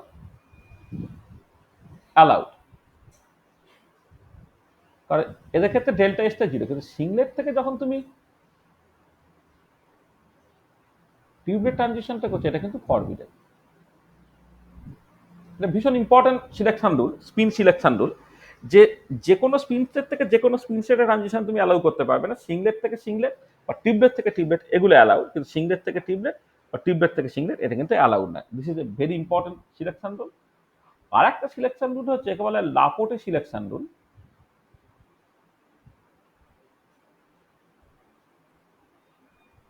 লাপোর্টে সিলেকশন রুল, এটা বলা হচ্ছে ফর সেন্ট্রোসিমেট্রিক মলিকুল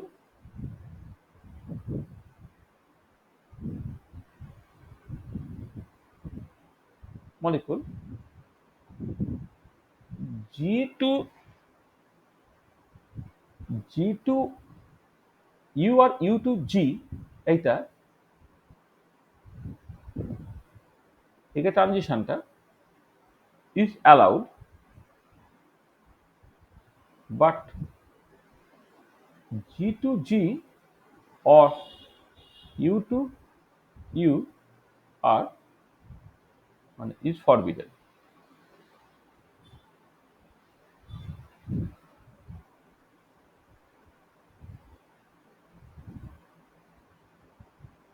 is forbidden মানে জি থেকে ইউ এটা অ্যালাউড, মানে জি থেকে ইউ থেকে গেল বা ইউ থেকে জি গেল সেগুলো অ্যালাউড, কিন্তু জি টু জি বা ইউ টু ইউ এগুলো কিন্তু অ্যালাউড না। কাদের জন্য না? যদি মলিকুলটা তোমার সেন্ট্রোসিমেট্রিক হয়।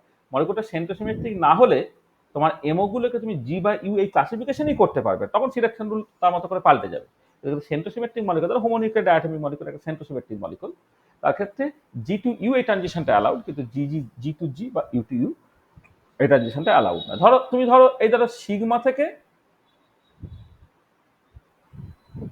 এই সিগমা স্টার ট্রানজিশনটাকে করছো। সিগমাটা কি না তোমার জি টাইপ, সিগমা স্টার থেকে তো ইউ টাইপ, এইটা হলো, এটা কিন্তু অ্যালাউড হলো। আবার ধরো তোমার পাই থেকে পাই স্টার হচ্ছে, পাইটা হচ্ছে ইউ টাইপ আর পাইটা হচ্ছে জি টাইপ, এটা কিন্তু তোমার অ্যালাউড। কিন্তু ধরো সিগমা থেকে তুমি পাই স্টারে ট্রানজিশনটাকে করছো, সিগমাটা হচ্ছে তোমার জি টাইপ, পাই স্টারটা হচ্ছে জি টাইপ, এইটা এটা কিন্তু ফরবিডেন। আবার ঠিক একই রকম ভাবে পাই থেকে সিগমা স্টার,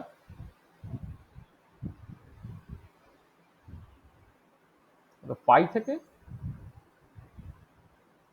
সিগমা স্টার, এইটা পাই থেকে সিগমা স্টার,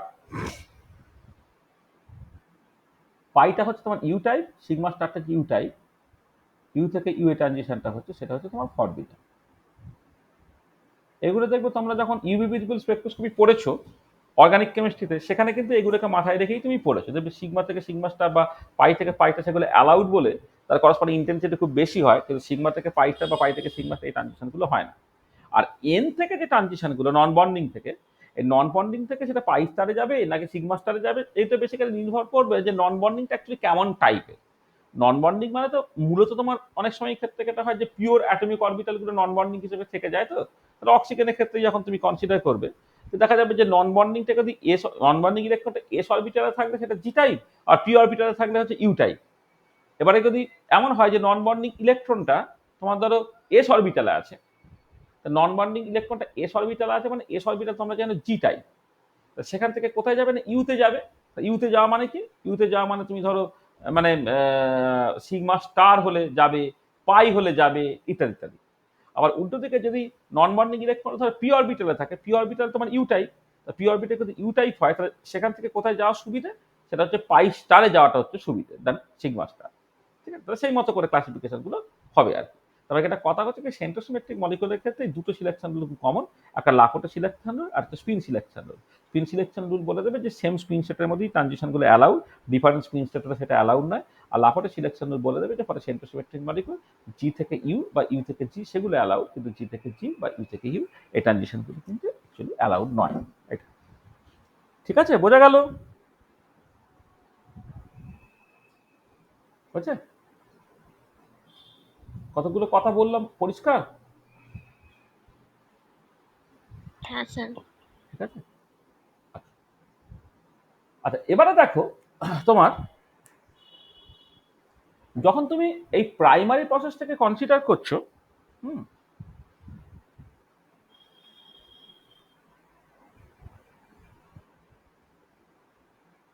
মানে প্রথম একটা জিনিস যেটা বলার কথা সেটা হচ্ছে যে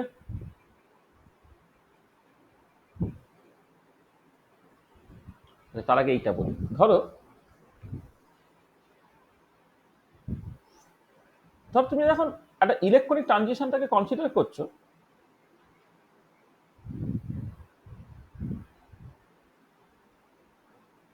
ধরো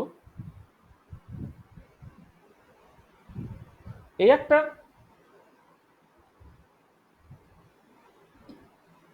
ইলেকট্রনিক স্টেট তুমি কনসিডার করলে, ইলেকট্রনিক স্টেট, ঠিক আছে, ইলেকট্রনিক স্টেট। এবারে সেই ইলেকট্রনিক লেভেলের মধ্যে না অনেক ভাইব্রেশনাল লেভেল থাকে।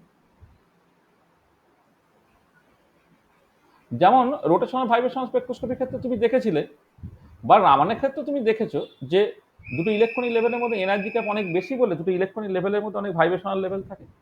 ঠিক একই রকম ভাবে আরেকটা তুমি এক্সাইটেড স্টেট কনসিডার করছো, সেখানেও কিন্তু তোমার অনেক ভাইব্রেশনাল লেভেল আছে।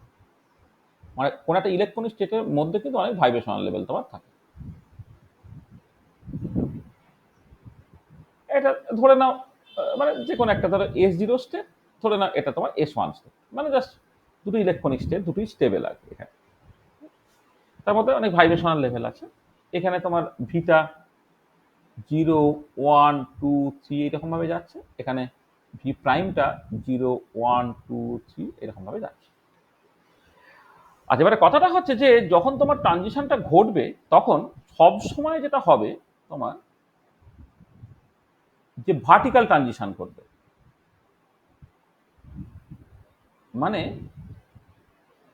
ধরো ইউজুয়ালি কি গ্রাউন্ড ইলেকট্রনিক স্টেটে ভি কট জিরো লেভেলটাই মোস্টলি পপুলেটেড, মানে ইউজুয়ালি যেটা হয় মানে at ordinary temperature, at ordinary temperature v equal to zero level of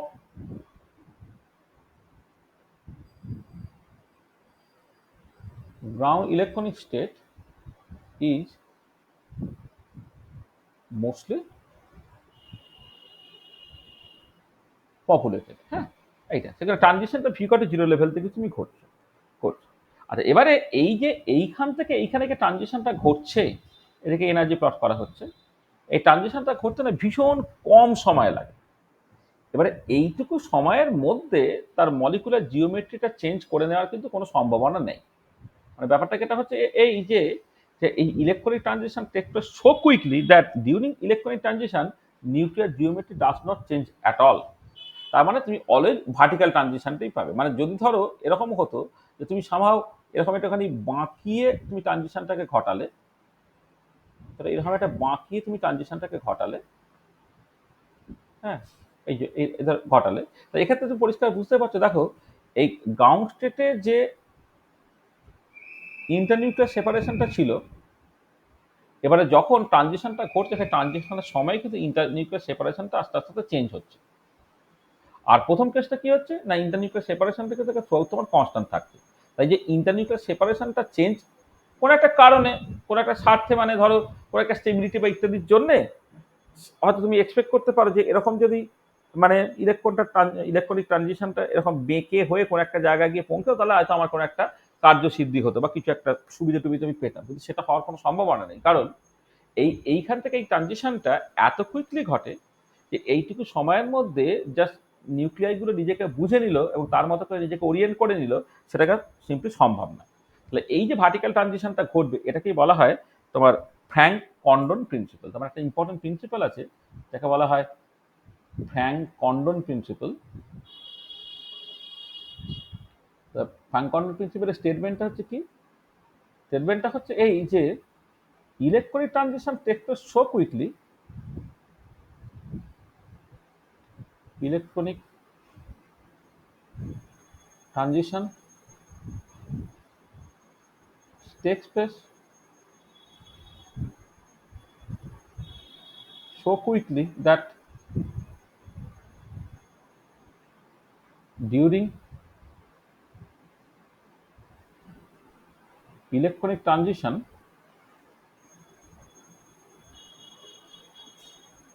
nuclear geometry does not change at all. Electronic transition takes place so quickly that during electronic transition, nuclear geometry does not change at all. So this implies electronic transition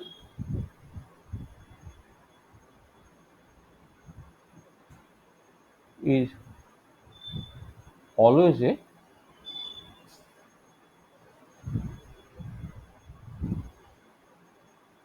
vertical transition. এটা হচ্ছে Frank Condon principal. তার মানে যখন electronic ট্রানজিশনটা ঘটবে তখন কিন্তু সবসময় vertically ঘটবে, এটা তোমায় মাথায় রাখতে হবে। ঠিক আছে? আচ্ছা, এবারে দেখো তোমার এই এই মানে যাকে মানে যেটা কথা হচ্ছে যে এই যে ফ্র্যাঙ্ক কন্ডন প্রিন্সিপালটা তুমি লিখছো যে ডিউরিং ইলেকট্রনিক মানে electronic transition take place so quickly that during electronic transition nuclear geometry does not change at all. এবার তুমি বর্ন ওপেনহাইমার অ্যাপ্রক্সিমেশনটা একটু খেয়াল রাখো। হ্যাঁ বলো। স্যার বলছি ভার্টিক্যালি ট্রানজিশনটা হলে ওই 2 নম্বর ইলেকট্রন মানে লেভেলটায় যাচ্ছে, আর ভার্টিক্যালি না হলে 3 নম্বরটা যাচ্ছে, এটা কেন এরকম না না না হচ্ছে? সেটা নয়, এটা যেখানে খুশি যেতে পারে। মানে এটা তোমার আমি যেভাবে করেছি এখানেও তুমি লিখতে পারো, এখানেও লিখতে পারো, এখানে লিখতে পারো। এবার কোথায় যাবে এক্ষেত্রে এখানেও লিখতে পারো, এখানেও লিখতে পারো, সব জায়গাতেই লিখতে পারো। মানে কোথায় যাচ্ছে সেটার কারণটা আমি পরে দেখাচ্ছি। এটা তোমাকে জাস্ট দেখিয়েছি। মানে ভি ইকুয়াল টু জিরো মানে ordinary temperature v equal to zero level বা ground electronic state is mostly populated. সেখানে এক্সাইটেশনটা v equal to zero level থেকে করলাম, করে এক্সাইটিং ইলেকট্রনিক স্টেটে কিন্তু যে কোনো জায়গাতেই পৌঁছাতে পারে, তুমি কেমন এনার্জি দিচ্ছ তার মতো করে। মানে ভার্টিক্যালি এক্সাইটেড হয়ে বিভিন্ন জায়গায় যেতে পারে, আর তোমার একটু বেঁকে ট্রানজিশন হয়ে কিন্তু বিভিন্ন জায়গায় যেতে পারে। সেটা নিয়ে কোনো সমস্যা নেই। এবারে অ্যাকচুয়ালি কোথায় গেলে ভালো মন্দ সেটা আমি পরে আসছি। তো মধ্যে কথা ভার্টিক্যাল ট্রানজিশনটা তোমার ঘটবে। ঠিক আছে? হলো? হয়েছে? হ্যাঁ স্যার, ঠিক আছে। আচ্ছা, এবারে একটা কথা সেটা হচ্ছে যে দেখো এই যে ইলেকট্রনিক মোশনটা সেটা যে much ফাস্টার than the vibrational motion, সেই জন্যই ফ্র্যাঙ্ক কন্টন প্রিন্সিপালটা এসছে। আমরা যখন বর্ন ওপেনহাইমার অ্যাপ্রক্সিমেশনটাকে করে বিভিন্ন মলিকুলার মোশনকে ইন্ডিপেন্ডেন্ট ইচ আদার বলেছিলাম, এবং সেখান থেকে হচ্ছে তুমি টোটাল এনার্জি থেকে additively separable, total wave ফাংশনটাকে মাল্টিপ্লিকেটিভলি separable, এইসব যে বলেছিলে, ঠিক আছে? তো এই পুরো জিনিসটা দেখো দাঁড়িয়েছিল ফ্র্যাঙ্ক কন্ডন প্রিন্সিপালের উপরে। এটাও কিন্তু একটা consequence of Franck Condon principle. মানে এই যে এইটা this is a consequence of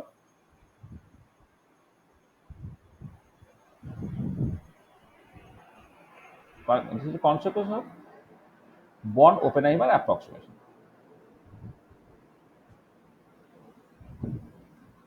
মানে আমরা যখন বর্ন ওপেনহাইমার অ্যাপ্রক্সিমেশন পড়েছিলাম, বর্ন ওপেনহাইমার অ্যাপ্রক্সিমেশনে তো এই কথাটা বারবার বলেছি যে বিভিন্ন মলিকুলার মোশনগুলো ইন্ডিপেন্ডেন্ট টু ইচ আদার। বিভিন্ন মলিকুলার মোশনগুলো ইন্ডিপেন্ডেন্ট টু ইচ আদার বলে তুমি প্রত্যেকটা মোশনকে মানে এনার্জি থেকে অ্যাডিটিভলি সেপারেবল, ওয়েভ ফাংশনটা মাল্টিপ্লিকেটিভ সেপারেবল ফর্মে লিখতে পেরেছিলে। এখানে যে ফ্র্যাঙ্ক কন্ডন প্রিন্সিপালটা, যে যখন তোমার ইলেকট্রনিক ট্রানজিশনটা হচ্ছে ভাইব্রেশনটা আজীব সে দেখছেই না। হ্যাঁ, মানে nuclear geometry does not change at all. মানে কি, মানে ভাইব্রেশন মানে নিউক্লিয়ার জিওমেট্রি চেঞ্জ হতে গেলে মলিকুলার ভাইব্রেশন হতে হবে বা রোটেশন হতে হবে, সেগুলোকে আমি ইগনোর করছি। অর্থাৎ যে সময়ের মধ্যে ইলেকট্রনিক ট্রানজিশনটা ঘটে গেছে সেখানে তোমার ভাইব্রেশন কিছুই হচ্ছে না। ঠিক আছে? তো এইটা হচ্ছে মানে এটা হচ্ছে তোমার বিও অ্যাপ্রক্সিমেশন। সেই বিও অ্যাপ্রক্সিমেশনের একটা স্পেশাল কেস হচ্ছে এখানে ফ্র্যাঙ্ক কন্ডন প্রিন্সিপাল। আর এবারে দেখো এই যে ফ্র্যাঙ্ক কন্ডন প্রিন্সিপাল করে তুমি অ্যাকচুয়ালি যেটা পাচ্ছ সেটা হচ্ছে যে এই যে বিভিন্ন ধরো ভি ইকুয়াল টু জিরো থেকে, ধরো লেটসে গ্রাউন্ড ইলেকট্রনিক স্টেটে ভি ইকুয়াল টু জিরো থেকে এক্সাইটিং ইলেকট্রনিক স্টেটে বিভিন্ন ভাইব্রেশনাল লেভেলে ট্রানজিশনটা হচ্ছে, তাদের ইন্টেন্সিটি ডিস্ট্রিবিউশনটা সেইটা কিন্তু এখান থেকে বুঝতে পারা যাবে। তার মানে intensity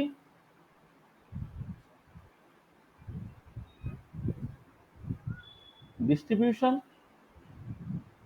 for transition from V equal to zero level of ground electronic state to any of the vibrational levels of excited electronic state can be explained using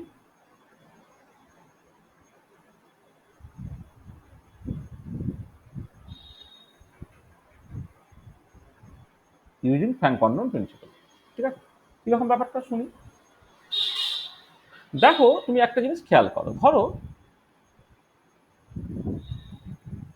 আমি তোমার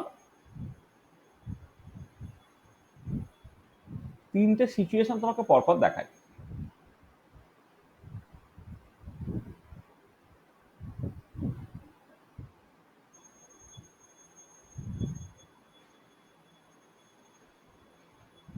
এদিকে সাডেনলি তুমি ইলেকট্রনিক এনার্জি থেকে প্লট করছো, এদিকেও electronic energy থেকে plot করছো, এদিকেও ইলেকট্রনিক এটাকে প্লট করছো।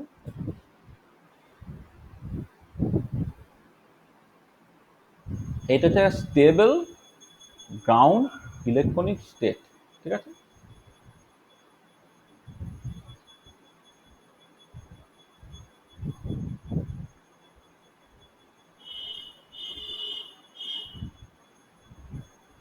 এটা একটা স্টেবল এক্সাইটেড ইলেকট্রনিক স্টেট। হ্যাঁ, এটা একটা stable ground electronic state, stable excited electronic state, এটা একটা সিচুয়েশন। আর এবারে দেখো এই ক্ষেত্রে এই যে গ্রাউন্ড স্টেটে এটা আর প্লট করা যে ইন্টারনিউক্লিয়ার সেপারেশন, তাহলে এইটা হচ্ছে তোমার গ্রাউন্ড স্টেটে ইন্টারনিউক্লিয়ার সেপারেশনটা, আর এইটা হচ্ছে তোমার এক্সাইটেড স্টেটে ইন্টারনিউক্লিয়ার সেপারেশনটা। এটা গ্রাউন্ড স্টেটে ইন্টারনিউক্লিয়ার সেপারেশন, এটা এক্সাইটেড স্টেটে ইন্টারনিউক্লিয়ার সেপারেশন। এই পার্টিকুলার কেসে এই ইন্টারনিউক্লিয়ার সেপারেশনটা এক্সাইটেড স্টেট এবং গ্রাউন্ড স্টেট এটা হচ্ছে সমান। এটা একটা সিচুয়েশন। আচ্ছা, সেকেন্ড সিচুয়েশনটা আমি করছি,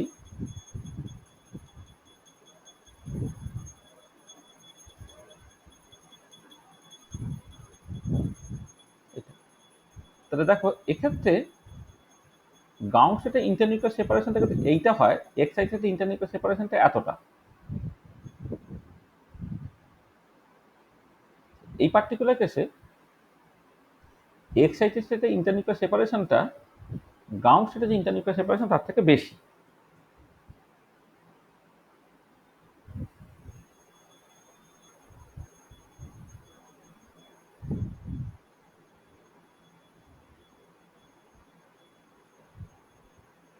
এক্ষেত্রে দেখো এইটা আর এর রেসপেক্টে প্লট করছো তুমি, এটা আর ইকুইলিব্রিয়াম, আর এইটা দেখো এটা হচ্ছে আরো কমে গেল, আর ইকুইলিব্রিয়াম প্রাইম, যেখানে আর ইকুইলিব্রিয়াম প্রাইমটা লেস দেন আর ইকুইলিব্রিয়াম। এটা ঠিক আছে,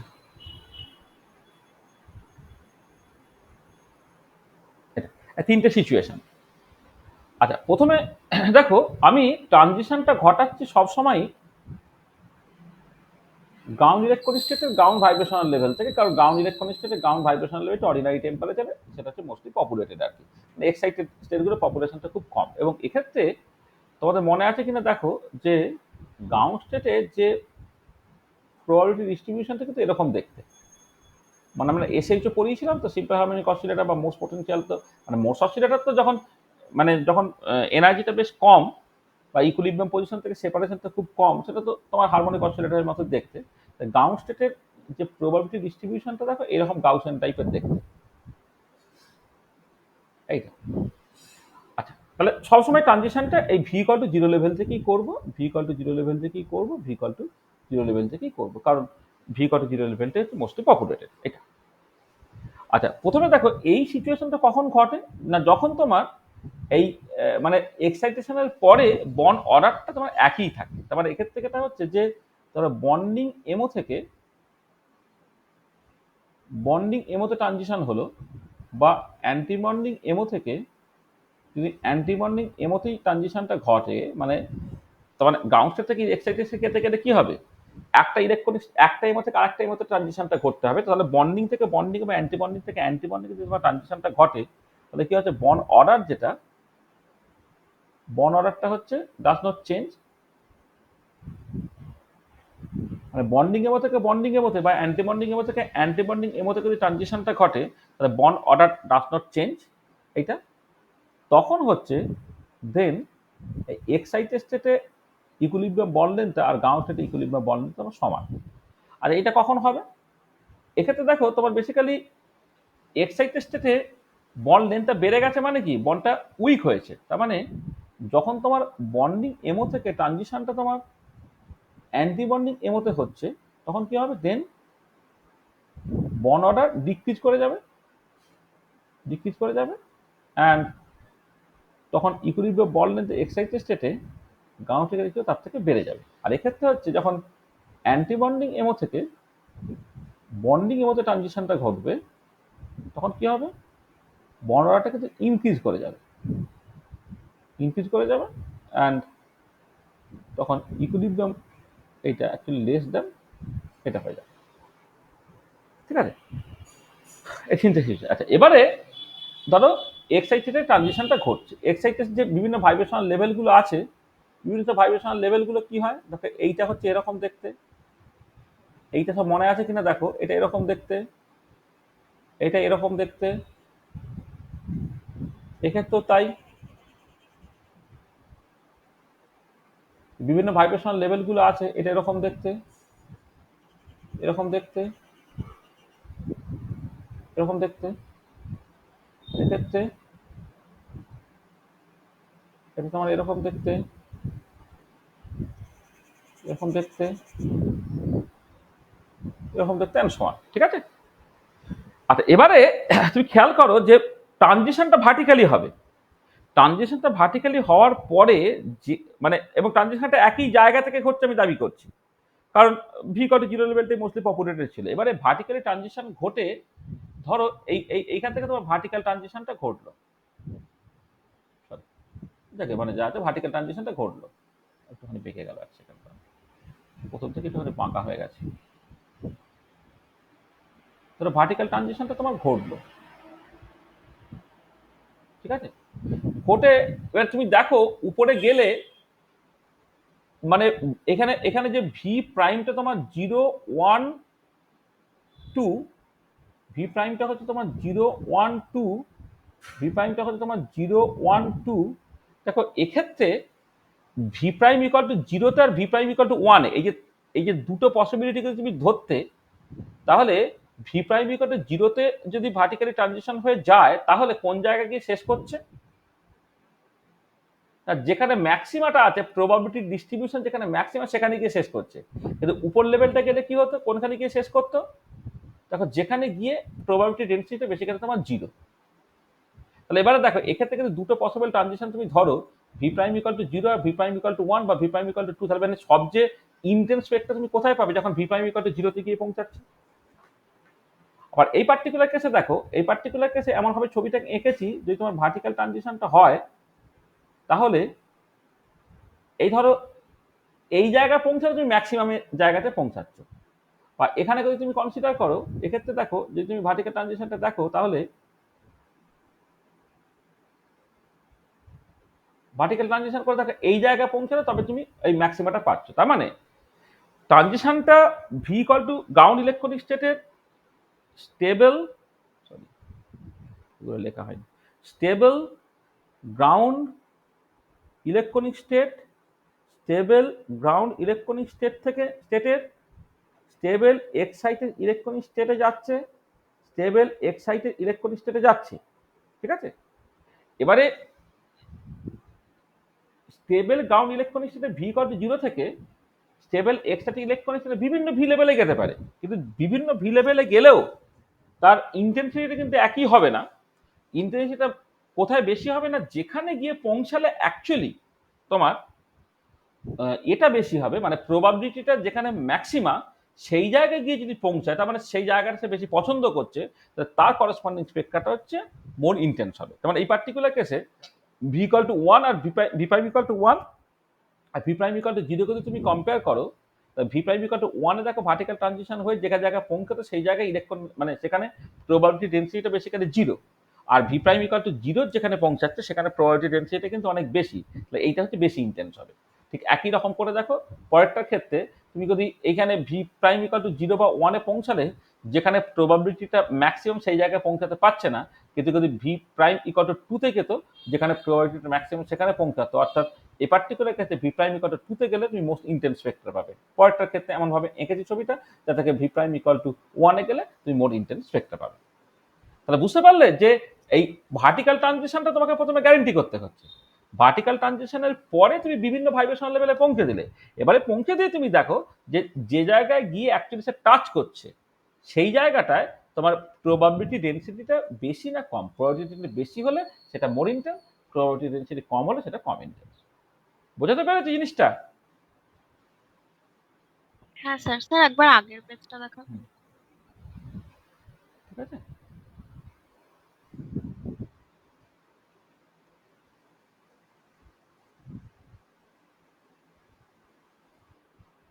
ঠিক আছে স্যার। ঠিক আছে।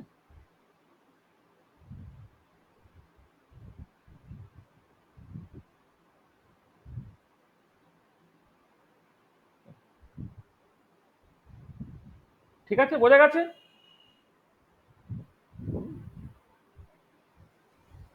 আচ্ছা, অ্যাকচুয়ালি মানে এখানে একটা জিনিস বলে নিই, সেটা হচ্ছে যে যখন তুমি ধরো মোর এক্সাইটেড স্টেটে যাবে, মোর এক্সাইটেড ভাইব্রেশনাল লেভেলে যদি তুমি যাও, বা অন্যভাবে করলে higher vibrational level, more excited মানে হায়ার ভাইব্রেশনাল লেভেলে যদি তুমি যাও,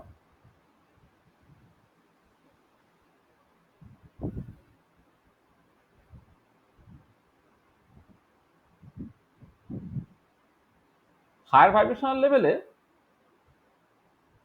এই প্রবাবিলিটি ডিস্ট্রিবিউশনটা is very similar to classical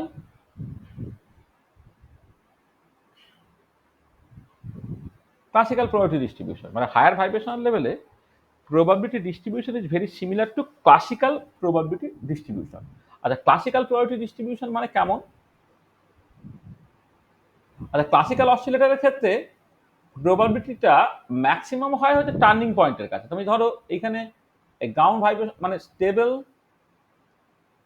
ground electronic স্টেটের ভি ইকুয়াল টু 0 লেভেল দেখলে যেখান থেকে প্রবাবিলিটি ডিস্ট্রিবিউশনটা এরকম গাউসিয়ান টাইপের দেখতে আছে, ঠিক আছে? আচ্ছা, এবারে তুমি একটা ধরো যে কোনো একটা ধরো তুমি এইরকম করেই না হয় আগলে ধরে নাও, এটা আরবিট্রারি আর কি, একটা স্টেবল এক্সাইটেড ইলেকট্রনিক স্টেট তুমি নিচ্ছ, এক্ষেত্রে ভ্যারিয়াস ভাইব্রেশনাল লেভেল তুমি কনসিডার করছো, এদিকে এনার্জি প্লট করা হচ্ছে, এদিকে তোমার ইন্টারনিউক্লিয়ার সেপারেশন আছে, এটা ঠিক আছে। আচ্ছা, এবারে ভার্টিক্যাল ট্রানজিশনটা ধরো ঘটলো,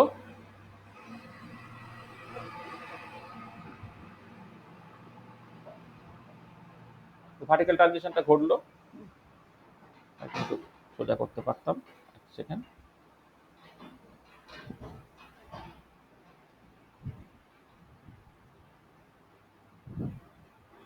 এরকম একটা ভার্টিক্যাল ট্রানজিশনটা ঘটলো। আচ্ছা, এবারে এইটা যদি তোমার মোটামুটি ভাবে একটা একটা এক্সাইটেড মানে হায়ার ভি ভ্যালু, আর মানে এক্সাইটেড না বলে আমি বলছি যে ভিটা বেশ বড়, এখানে যে ভাইব্রেশন কোয়ান্টাম নাম্বার এখানে যেটা আছে তার ভি প্রাইমটা এটা তাহলে হাই ভি ভ্যালু এটা। আচ্ছা, এবারে এক্সাইটেড ভাইব্রেশন লেভেলে প্রবাবিলিটি ডিস্ট্রিবিউশনটা কেমন দেখতে বলো তো? মনে আছে কিনা দেখো, যে এই এর কাজটা সবচেয়ে বেশি হয়, টার্নিং পয়েন্টের কাজটা সবচেয়ে বেশি হয়।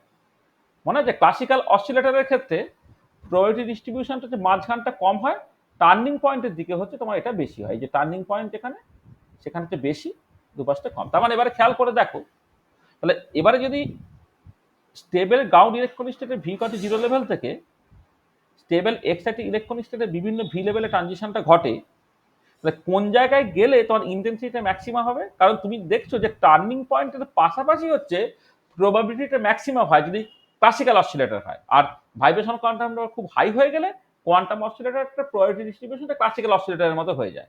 তার মানে বেসিক্যালি কি হচ্ছে, এই যে পোটেনশিয়াল এনার্জি সারফেসটা এই মানে এই ভার্টিক্যাল লাইনটা এই ভার্টিক্যাল লাইনটা এই পোটেনশিয়াল এনার্জি সারফেসকে যে পয়েন্টে কাট করছে তার যে করসপন্ডিং ভি লেভেলটা, সেখানে গেলে হচ্ছে ওটা তুমি ইন্টেন্স স্পেক্ট্রা পাবে।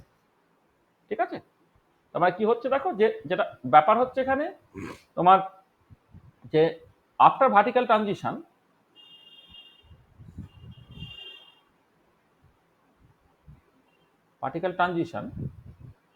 the v prime level where the vertical line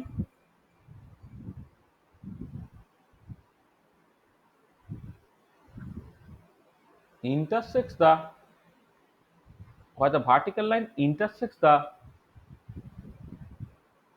potential energy surface will give most intense spectra। মানে আগেরটা যেমন আমি এই লোয়ার ভি ভ্যালুগুলো ভি কট 0 1 2 ইত্যাদি কনসিডার করছি বলে প্রবাবিলিটি ডিস্ট্রিবিউশনটা এরকম, মানে একটা specific quantum mechanical probability distribution. কিন্তু যখন ভাইব্রেশন কোয়ান্টামটা খুব হাই হয়ে যাবে তখন প্রবাবিলিটি ডিস্ট্রিবিউশনটা ক্লাসিক্যাল অসিলেটরের মতো। ক্লাসিক্যাল অসিলেটরের ক্ষেত্রে সবসময় হচ্ছে তোমার এই টার্নিং পয়েন্ট যেগুলো এই সারফেসের কাছে প্রবাবিলিটিটা বেশি। তার মানে ভার্টিক্যাল ট্রানজিশনটা হওয়ার পরে তোমার এই পোটেনশিয়াল এনার্জি সারফেসটাকে ভার্টিক্যাল লাইনটা যে পয়েন্টে কাট করছে, তাহলে এই পয়েন্টে কাট করলো, তো সেই জায়গাতেই প্রবাবিলিটিটা ম্যাক্সিমাম হবে এবং তার করসপন্ডিং ভি লেভেল যেটা, সেখানে ট্রানজিশনটা করলে হচ্ছে স্পেক্ট্রাটা মোস্ট ইন্টেন্স হবে। ঠিক আছে, বোঝাতে পারলাম?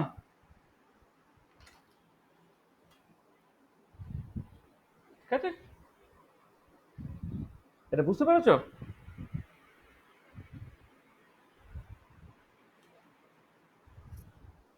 কি হলো, ঠিক আছে না কি ঠিক নাই? হ্যাঁ স্যার, ঠিক আছে।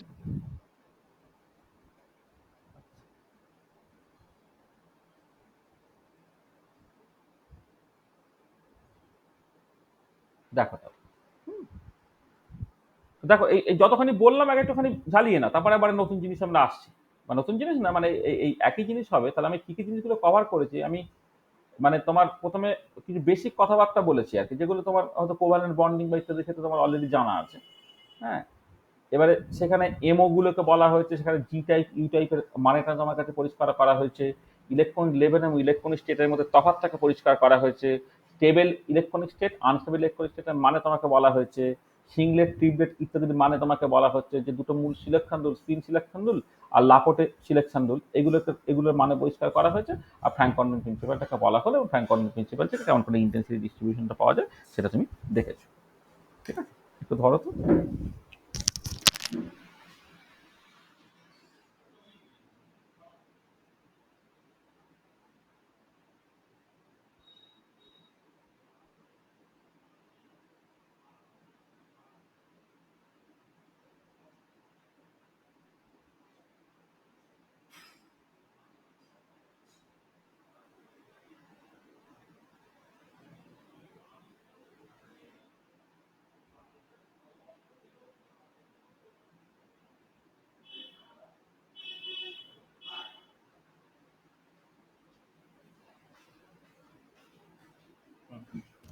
আচ্ছা,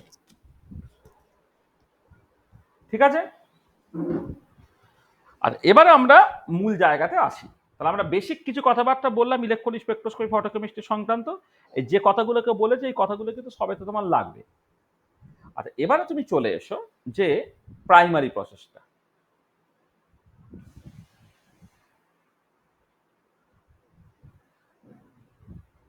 primary process of a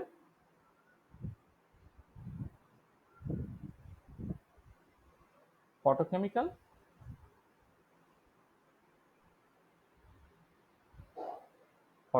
reaction. আর ফটোকেমিক্যাল রিয়াকশনের ক্ষেত্রে বা ফটোফিজিক্যাল প্রসেসের ক্ষেত্রে প্রাইমারি প্রসেসটা কি বেসিক্যালি? প্রাইমারি প্রসেস মানে বেসিক্যালি লাইট অ্যাবজর্বিং প্রসেস।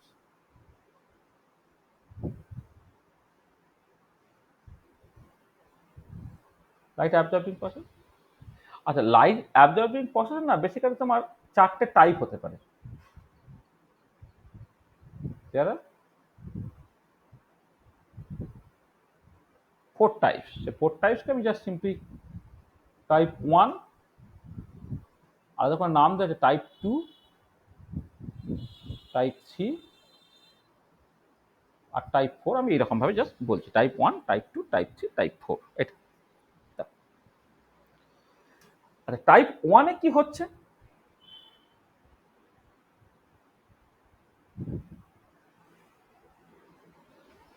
আচ্ছা, টাইপ 1 এ যেটা হচ্ছে তোমার, ছবিগুলোকে এঁকে দিই তাহলে তোমার কাছে ব্যাপারটা পরিষ্কার হবে। ধরো এদিকে এনার্জি প্লট করা হচ্ছে, তুমি একটা স্টেবল গ্রাউন্ড ইলেকট্রনিক স্টেটে ছিলে, সেখান থেকে একটা স্টেবল এক্সাইটেড ইলেকট্রনিক স্টেটে তুমি গেলে, ঠিক আছে, যাবো আর কি। আচ্ছা, এবারে স্টেবল গ্রাউন্ড ইলেকট্রনিক স্টেটে বিভিন্ন ভাইব্রেশনাল লেভেল থাকতে পারে,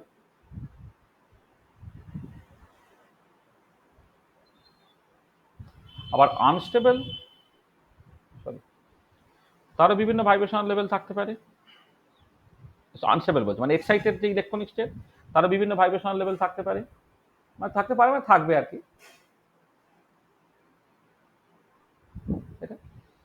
আচ্ছা, এবারে তুমি ট্রানজিশনটা যখন ঘটাচ্ছ, ধরো এইরকম ভাবে ভার্টিক্যাল ট্রানজিশনটা ঘটা, মানে হাতটা বেঁকে যাচ্ছে কিন্তু মানে তার মানে ট্রানজিশনটা যখন ঘটবে এরকম বেঁকে বেঁকে ট্রানজিশনটা ঘটবে না, একদম ভার্টিক্যালি ট্রানজিশনটা তোমার ঘটতে হবে করে এই জায়গায় তুমি পৌঁছাবে। তাহলে এক্ষেত্রে কি হলো দেখো, এক্ষেত্রে এটা হচ্ছে তোমার যে মানে ইলেকট্রনিক ট্রানজিশনটা ঘটছে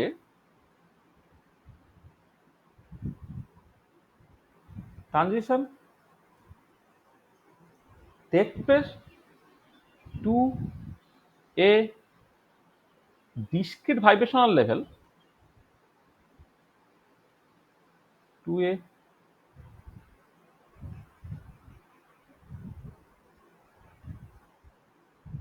electronic transition takes us to a discrete vibrational level of the stable excited electronic state from the V equal to 0 level of stable ground electronic state, and there is no dissociation, এবং কোনো dissociation করছে না। Dissociation ঘটতে গেলে না এই কন্টিনিউমে যেতে হয়, যেখানে তোমরা যখন ওই ভাইব্রেশনাল স্পেকট্রোস্কোপি করে ডিসোসিয়েশনটাকে দেখেছিলে, ডিসোসিয়েশনটা ঘটতে গেলে কিন্তু এই কন্টিনিউমে পৌঁছাতে হয়, অর্থাৎ যেখানে পর্যন্ত ডিসক্রিট লেভেল থাকে সেখানে ডিসোসিয়েশন ঘটবে না, এই কন্টিনিউমে পৌঁছাতে তবে ডিসোসিয়েশনটা করে। তাহলে এখানে আমি যেটা কনসিডার করে type 1 A electron transition tax place to A discrete vibrational level of a stable excited electronic state from the V equal to 0 level of stable ground electronic state, and there is no dissociation, এটা ঠিক আছে। আচ্ছা, এবং এর ক্ষেত্রে এটা হবে যে এই যে একটা ইলেকট্রনিক স্পেক্ট্রা দেবে, সেই ইলেকট্রনিক স্পেক্ট্রাতে তোমার ভাইব্রেশনাল কোর্স স্ট্রাকচারটা দেখতে পাবে। তাহলে দ্য করেসপন্ডিং স্পেক্ট্রা যেটা হবে, the corresponding electronic Spectra shows the effect of discrete vibrational level called the core structure। আসলে ইলেকট্রনিক স্পেকট্রোস্কোপিতে রোটেশনের এফেক্টটাকে বলে ফাইন স্ট্রাকচার, আর ভাইব্রেশনের এফেক্টটাকে বলে কোর স্ট্রাকচার। ব্যাপারটা কিরকম দেখো, মানে ব্যাপারটা হচ্ছে যে তুমি যদি এই অ্যাক্সিস বরাবর ইন্টেন্সিটি প্লট করো আর এই বরাবর ওয়েভলেন্থ বা ফ্রিকোয়েন্সি প্লট করো, ধরো আমি ফ্রিকোয়েন্সি প্লট করছি, electronic Spectra intensity versus wavelength plot করা হয়, ইন্টেন্সিটি ভার্সেস ফ্রিকোয়েন্সি প্লট করা হয়। এমনিতে তুমি তো জানো একটা ব্যান্ড স্পেক্ট্রা হয়, কারণ কারণ মানে বেসিক্যালি ব্যান্ডটা কেন হবে, কারণ তুমি যখন ট্রানজিশনটাকে দেখছো তখন তোর একটা ডিসক্রিট ইলেকট্রনিক মানে গ্রাউন্ড ইলেকট্রনিক্সের একটা ডিসক্রিট ভাইব্রেশনাল লেভেল থেকে একটা ডিসক্রিট ভাইব্রেশনাল লেভেলই যাচ্ছে সেরকম নয়। তুমি যে ইউভি ভিজিবল লাইট দিচ্ছ তখন দেখো একটা এখানের ভি ইকুয়াল টু 0 লেভেল থেকে কিন্তু এক্সেটের ভাইব্রেশনালে তোমার যে কোনো লেভেলেই কিন্তু ট্রানজিশনটা করতে পারে। তার মানে it is not a single frequency but range of frequency যাতে তোমার ট্রানজিশনটা করতে পারে আর কি, সেখানে এটা একটা তোমার ব্যান্ড দিল। আচ্ছা, এবারে এই যে ব্যান্ডটা তুমি পাচ্ছ, সেই ব্যান্ডটা আমরা ইউজুয়ালি জানি এটা একটা ম্যাক্সিমা দিয়ে যায়, এটা ইলেকট্রন স্পেক্ট্রাম একটা ব্যান্ড, তোমার এই ম্যাক্সিমা দিয়ে যায়। আচ্ছা, এবারে কথাটা হচ্ছে যে খেয়াল করো যে ধরো তোমার এই যে ভি ইকুয়াল টু জিরো থেকে ভি প্রাইম ইকুয়াল টু জিরোতে বা ওয়ানে বা টুতে বা থ্রিতে যদি বিভিন্ন জায়গায় যায়, তাহলে তো তার করসপন্ডিং ট্রানজিশন ফ্রিকোয়েন্সি গুলো আলাদা আলাদা। ট্রানজিশন ফ্রিকোয়েন্সি কিন্তু আলাদা আলাদা হয়। ধরো এই যে মানে ভি ইকুয়াল টু জিরো থেকে ভি প্রাইম ইকুয়াল টু জিরোতে গেল অথবা ওয়ানে গেল, জিরো থেকে ওয়ানের মধ্যে তো যেতে পারছে না, তাহলে জিরোতে গেলে সেখানে একটা স্পেক্ট্রাম তুমি পেলে। তারপরে কিন্তু এটা হচ্ছে ধরো এই ভি প্রাইমটা যখন তোমার জিরোতে গেল, এটা মানে বেসিক্যালি জিরো থেকে জিরো ট্রানজিশনের জন্য, এটা হচ্ছে বেসিক্যালি জিরো থেকে জিরো ট্রানজিশনের জন্য।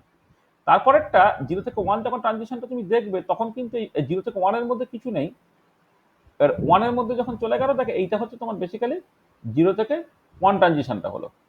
তারপরে মানে তারপরে হচ্ছে জিরো থেকে টু, তারপরে ধরো জিরো থেকে থ্রি, তারপরে ধরো জিরো থেকে ফোর, ফাইভ, সিক্স,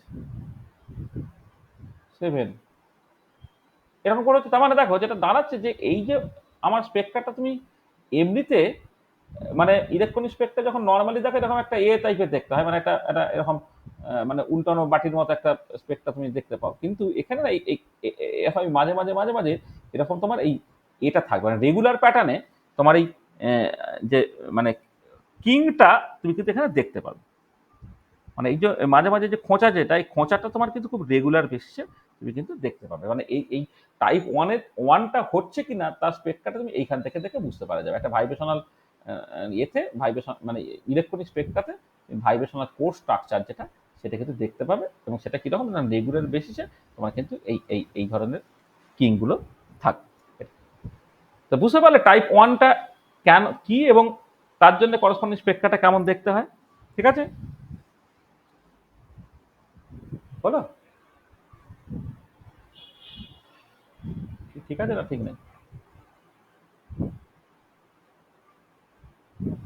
স্যার ওই কিঙ্ক গুলো কেন হচ্ছে আর আচ্ছা, একবার কিংগুলো বলবেন? কেন হচ্ছে, ধরো এই যে ভি কত জিরো থেকে জিরোতে ট্রানজিশন হতে, তারপর তো জিরো থেকে ওয়ানে ট্রানজিশন হবে, তা জিরো থেকে ওয়ানের মাঝে তার কোথাও যেতে হবে, তাহলে এই যে জায়গাটা আমি ধরো পেনে দেখাচ্ছি তোমাকে, এই জায়গাতে যেতে পারছে না। তার মানেটা কি, যে জিরো থেকে জিরোতে গেলে একটা পার্টিকুলার জায়গায় তুমি সে অ্যাবজর্ব করলো, আর জিরো থেকে তারপরে ওয়ানে যাবে, তাহলে জিরো থেকে ওয়ানের মাঝে তো আর কিছু ঘটবে না। তার মানে কি, এই যে জিরো থেকে জিরোতে গেলে সেই জায়গাটা অ্যালাউড, তা জিরো থেকে ওয়ানটা অ্যালাউড, জিরো থেকে টুটা অ্যালাউড, জিরো থেকে থ্রিটা অ্যালাউড, তা জিরো থেকে ওয়ান, জিরো আর ওয়ান তার মাঝে তো ট্রানজিশনটা ঘটছে না।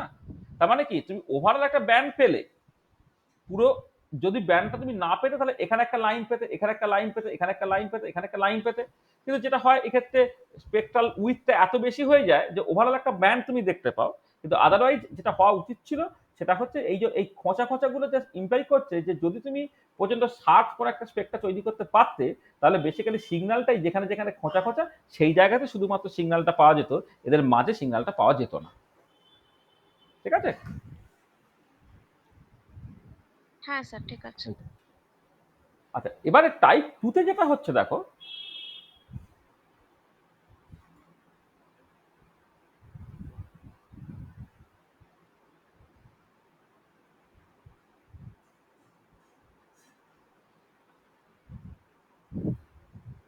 একটা stable ground electronic state, stable excited electronic state যেমন ছিল তুমি লিখলে, এখানে এই বিভিন্ন ভাইব্রেশনাল লেভেলগুলো আছে, আর এখানেও তোমার বিভিন্ন ভাইব্রেশনাল লেভেলগুলো আছে। আর এবারে যখন এইখানে V equal to zero level থেকে ট্রানজিশনটা হচ্ছে, এখানে আর প্লট করছো তুমি, এখানে এনার্জি প্লট করা হচ্ছে, আগেরটা সব লিখেছিলাম তো আটটা। আর এবারে ট্রানজিশনটা ঘটে এবারে কি হচ্ছে না, এমন তুমি এনার্জিটা দিয়ে দিচ্ছ যাতে করে একবারে তোমার কন্টিনিউমে চলে যায়। তার মানে এক্ষেত্রে যেটা হচ্ছে যে electronic transition takes place,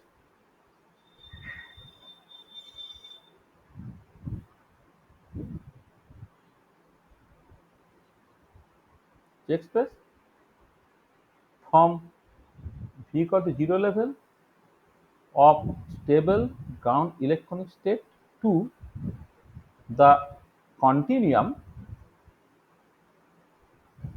of stable excited electronic state. This leads to molecular dissociation. ও কন্টিনিউমে পৌঁছালে মলিকুলার ডিসোসিয়েশন হয়। এমনি যদি আইআর রিজিয়নে লাইট দিতে তাহলে কি হতো, জাস্ট গ্রাউন্ড ইলেকট্রনিক স্টেটের মধ্যেই ডিসোসিয়েশনটা ঘটে গেছে। মানে যে এইখান থেকে ধরো এই যে এইটুকু যদি তুমি কনসিডার করতে, এটা যে গ্রাউন্ড স্টেটের ডিসোসিয়েশন, কিন্তু এটা হলো এক্সাইটেড স্টেটের ডিসোসিয়েশন। মানে তুমি যদি আইআর রিজিয়নে লাইট দিতে তাহলে গ্রাউন্ড স্টেটের ডিসোসিয়েশনটা ঘটতো, কিন্তু ইউভি ভিজিবল রিজিয়নে লাইট দিলে ইলেকট্রনিক ট্রানজিশনটা হচ্ছে ফরওয়ার্ড বাই মলিকুলার ডিসোসিয়েশনটা হয়ে যাচ্ছে এটা। এবার এইটা কিন্তু তোমার ফ্রি রাডিক্যাল দিয়ে দিচ্ছে। মানে এক্ষেত্রে দেখো কোনো ফ্রি রাডিক্যাল তৈরি হচ্ছে না বলে, এখানে কোনো ফ্রি রাডিক্যাল তৈরি হচ্ছে না, দেয়ার ইজ নো ডিসোসিয়েশন, সেখানে হচ্ছে আলটিমেটলি লিডস টু ফটোফিজিক্যাল প্রসেস। এটা কোনো ডিসোসিয়েশন হলো না, তার মানে সে আবার এক্সাইটেড স্টেটে গ্রাউন্ড স্টেটে নেমে চলে আসবে, করে ফটোফিজিক্যাল প্রসেসে যাবে। কিন্তু এক্ষেত্রে মলিকুলার ডিসোসিয়েশন হয়ে গেল মানে কি, ultimately leads to photochemical process.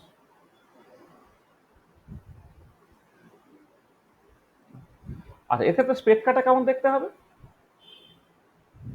আচ্ছা, স্পেকট্রাটা দেখো পরিষ্কার বুঝতে পারছে, ফ্রিকোয়েন্সিটা একটা সার্টেন লেভেলের থেকে বেশি যদি হয়ে যায় তাহলে সে কন্টিনিউমে পৌঁছে গেছে, আর ফ্রিকোয়েন্সি যদি কম থাকতো তাহলে তোমার এই ডিসক্রিট ভাইব্রেশনাল লেভেলে থাকতো। তুমি যদি ফ্রিকোয়েন্সিটাকে প্লট করো, এটাকে ইন্টেন্সিটি প্লট করো, তাহলে এই হচ্ছে তোমার নর্মাল স্পেকট্রাটা।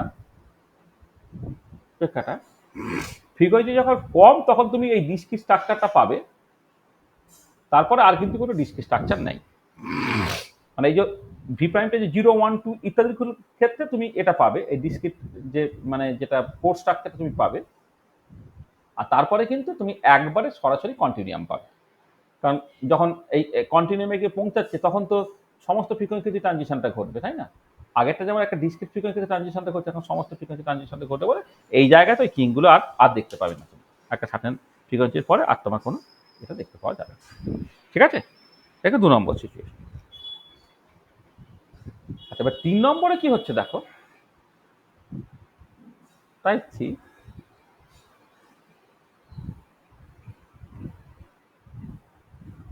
ধরো এদিকে এনার্জি প্লট করছো, এটা ইন্টারনিউক্লিয়ার সেপারেশন,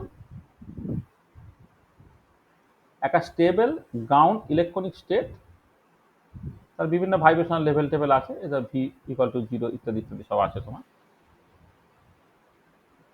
আর এবার এক্সাইটেড স্টেটটা ধরে নাও তোমার একদম আনস্টেবল এক্সাইটেড ইলেকট্রনিক স্টেট, এটা আনস্টেবল। এবারে যখন তোমার ট্রানজিশনটা ঘটবে, ভার্টিক্যাল ট্রানজিশনটা ঘটবে, কিছু করার নেই, এক্ষেত্রে তোমার সবসময় ডিসোসিয়েশন হবে।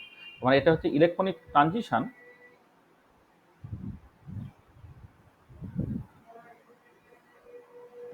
from V equal to 0 level of stable ground electronic state to an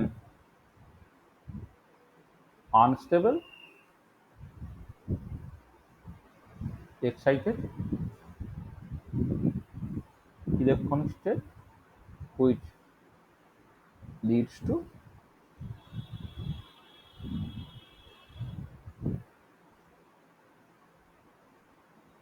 molecular dissociation। এটা আর এর ক্ষেত্রে যখন স্পেকট্রাটাকে দেখবে যদি সবসময় তোমার ডিসোসিয়েশন করে যাচ্ছে, তাহলে এখানে ইন্টেন্সিটি ভার্সেস ফ্রিকোয়েন্সি প্লট করলে সবসময় তুমি এরকম একটা ভাইব্রেশনাল ব্যান্ড তুমি পেলে, এখানে কোনো কিং টিং কিছুই থাকবে না, সবসময় কন্টিনিউ তুমি পৌঁছবে, ডিসক্রিট ভাইব্রেশনাল লেভেলেই নেই এটা। আর ফাইনালি যেটা হচ্ছে সেটা হচ্ছে টাইপ 4। আচ্ছা, এটাও কিন্তু দেখো মলিকুলার ডিসোসিয়েশন করছে কি, মানে এটা লিডস টু ফটোকেমিক্যাল প্রসেস। এটা কিন্তু ডিসোসিয়েশন করে ফ্রি রাডিক্যাল তৈরি হয়ে গেল, তাহলে এই লিডস টু ফটোকেমিক্যাল প্রসেস। ঠিক আছে, বলো। আর ফাইনালি টাইপ 4 কি হচ্ছে দেখো,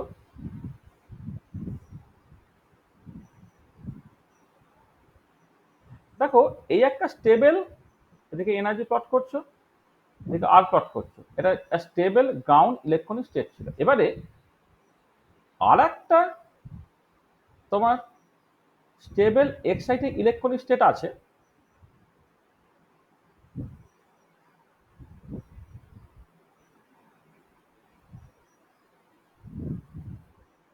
এটা আছে ধরো, হ্যাঁ। আচ্ছা, এবারে তোমার ইলেকট্রনিক ট্রানজিশনটা যেমন ফার্স্ট কেসে হয়েছিল সেরকমই ধরো হলো, এই জায়গা ধরে ইলেকট্রনিক ট্রানজিশনটা ঘটে, তাহলে ইলেকট্রনিক ট্রানজিশনটা হলো, হ্যাঁ। তাহলে electronic transition takes place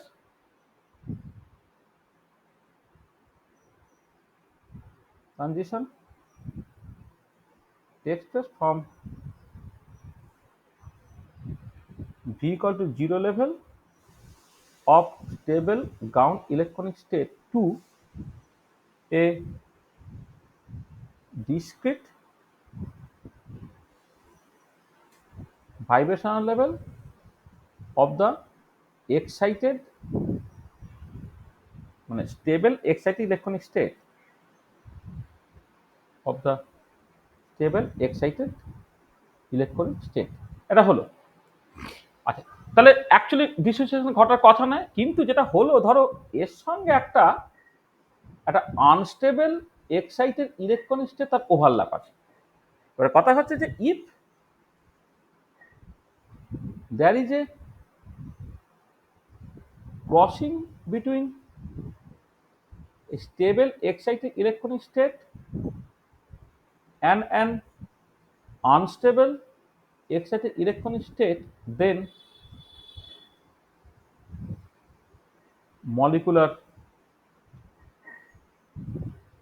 dissociation may take place even at low frequency। তখন ফ্রিকোয়েন্সি দেখো, এই প্রথম কেসটা সেকেন্ড কেসটা কম্পেয়ার করো, এক্ষেত্রে ফ্রিকোয়েন্সি কম হলে ডিসোসিয়েশন ঘটবে না, ফ্রিকোয়েন্সি বেশি হলে ডিসোসিয়েশন ঘটবে। তাহলে এবারে এখানে আমি ফ্রিকোয়েন্সিটা এমন দিকে যাতে করে ডিসোসিয়েশন না ঘটে, কিন্তু যখন একটা স্টেবল এক্সাইটেড ইলেকট্রনিক স্টেটের সঙ্গে আনস্টেবল এক্সাইটেড ইলেকট্রনিকের মধ্যে ক্রসিং ঘটবে, তখন কি হয় যে তুমি এখানে পাঠালে কিন্তু সে এইটার থ্রু দিয়ে সে কিন্তু ডিসোসিয়েশনটা ঘটিয়ে নিতে পারে। তখন এইটাকে বলা হবে this is call pre dissociation. This is call pre dissociation বলা হয় এটাকে। মানে ডিসোসিয়েশন যে ফ্রিকোয়েন্সিতে অ্যাকচুয়ালি ঘটার কথা নয় সেই ফ্রিকোয়েন্সিতে ডিসোসিয়েশন ঘটে গেল, দিস ইজ কল মানে প্রি ডিসোসিয়েশন। দেখো প্রি ডিসোসিয়েশন ঘটলে তোমার আলটিমেটলি তৈরি হবে, ফ্রি রেডিক্যাল তৈরি হবে। ফ্রি রেডিক্যাল তৈরি হলে তুমি এক্ষেত্রে তুমি আলটিমেটলি ফটোকেমিক্যাল প্রসেসই পাবে, ultimately rich two photochemical process. এবং এর ক্ষেত্রে স্পেকট্রাটা যেটা হবে যে দেখো তুমি অ্যাকচুয়ালি এখান থেকে এখানে ট্রানজিশনটা ঘটিয়ে দিলে, ঘটিয়ে দেওয়ার পরে ডিসোসিয়েশন ঘটবে কি ঘটবে না এটা কিন্তু গ্যারান্টেড না। ধরো আগের ক্ষেত্রে যেমন ডিসোসিয়েশন ঘটবেই, এক্ষেত্রে কোনো ডিসোসিয়েশন ঘটবেই। এক্ষেত্রে তুমি মলিকুলটা কি হচ্ছে তোমার এনার্জি লুজ করতে করতে করতে করতে যখন তোমার নামছে, সে তোমার এই স্টেবল ইলেকট্রনিক স্টেটের মধ্যেও থেকে যেতে পারে অথবা আনস্টেবল ইলেকট্রনিক স্টেটের মধ্যেও চলে যেতে পারে। সেখানে এক্ষেত্রে যে ইলেকট্রনিক স্পেকট্রাটা তুমি পেলে, এক্ষেত্রে এই যে মানে ভাইব্রেশনাল কোর স্ট্রাকচারটা তুমি কোথাও পেতেও পারো তোমার নাও পারো, এরকম সিচুয়েশন আছে, মানে র্যান্ডাম আর কি।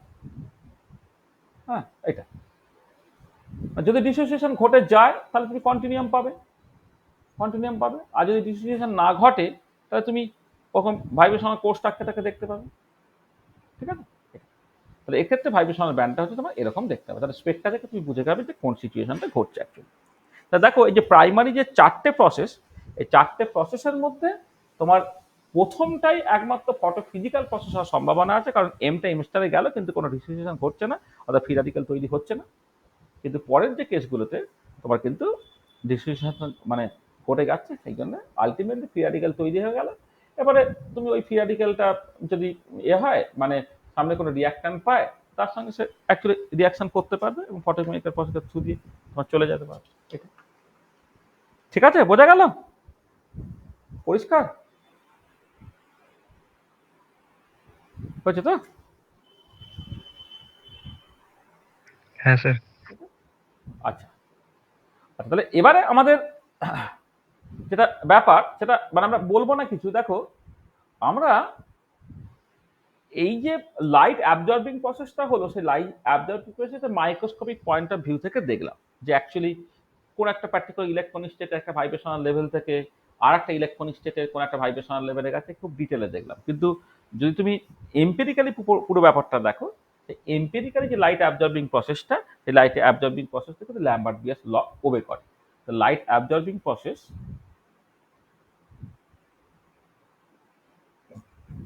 absorbing process obeys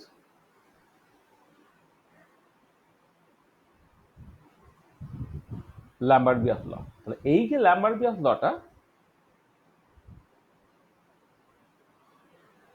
has already been discussed। আমরা কিন্তু Lambert-Beas লটা কিন্তু পরিষ্কার ডিসকাস করে নিয়েছিলাম যখন আমরা বেসিক আলোচনাগুলোকে করেছিলাম, তখন Lambert-Beas ল রিলেটেড যা কিছু বলার আমরা অ্যাকচুয়ালি বলে ফেলেছি। সেখানে এই পার্টটা অ্যাকচুয়ালি আমাদের হয়ে গেছে, এটা আমরা করব না। নেক্সট যেটা আমাদের করতে হবে সেটা আমরা নেক্সট লেকচারে বলবো। নেক্সট ক্লাসে আমরা এই ফটো ফিজিক্যাল প্রসেসটা একটা ক্লাসে বলে নেওয়া যায়। ফটো ফিজিক্যাল প্রসেস নিয়ে আলোচনা করব using potential energy surface as well as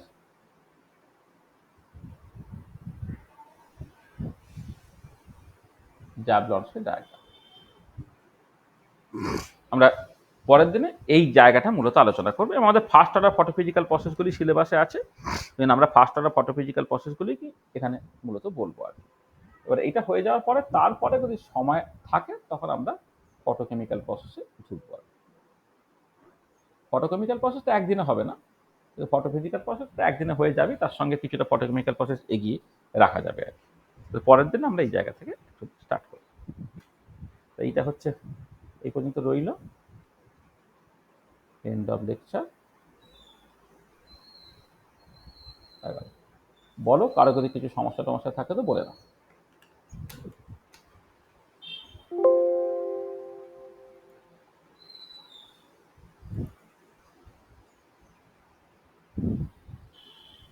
বলো কারো কিছু অসুবিধা আছে?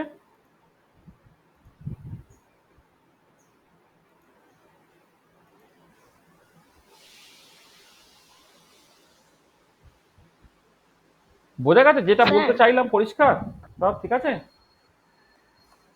হ্যাঁ স্যার।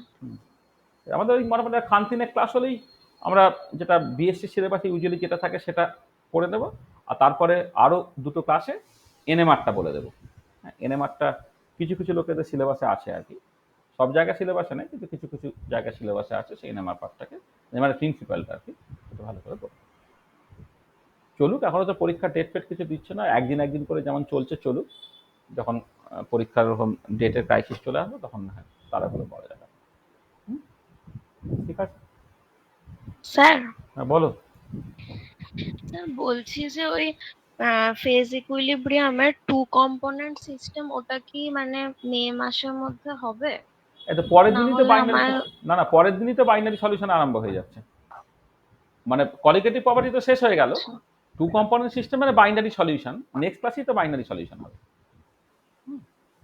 আচ্ছা স্যার, ঠিক আছে। হবে মানে তোদের পরীক্ষা কবে বলেছে, কিছু বলেছে? স্যার ফার্স্ট উইকেই হবে জুনের। জুনের ফার্স্ট উইকে।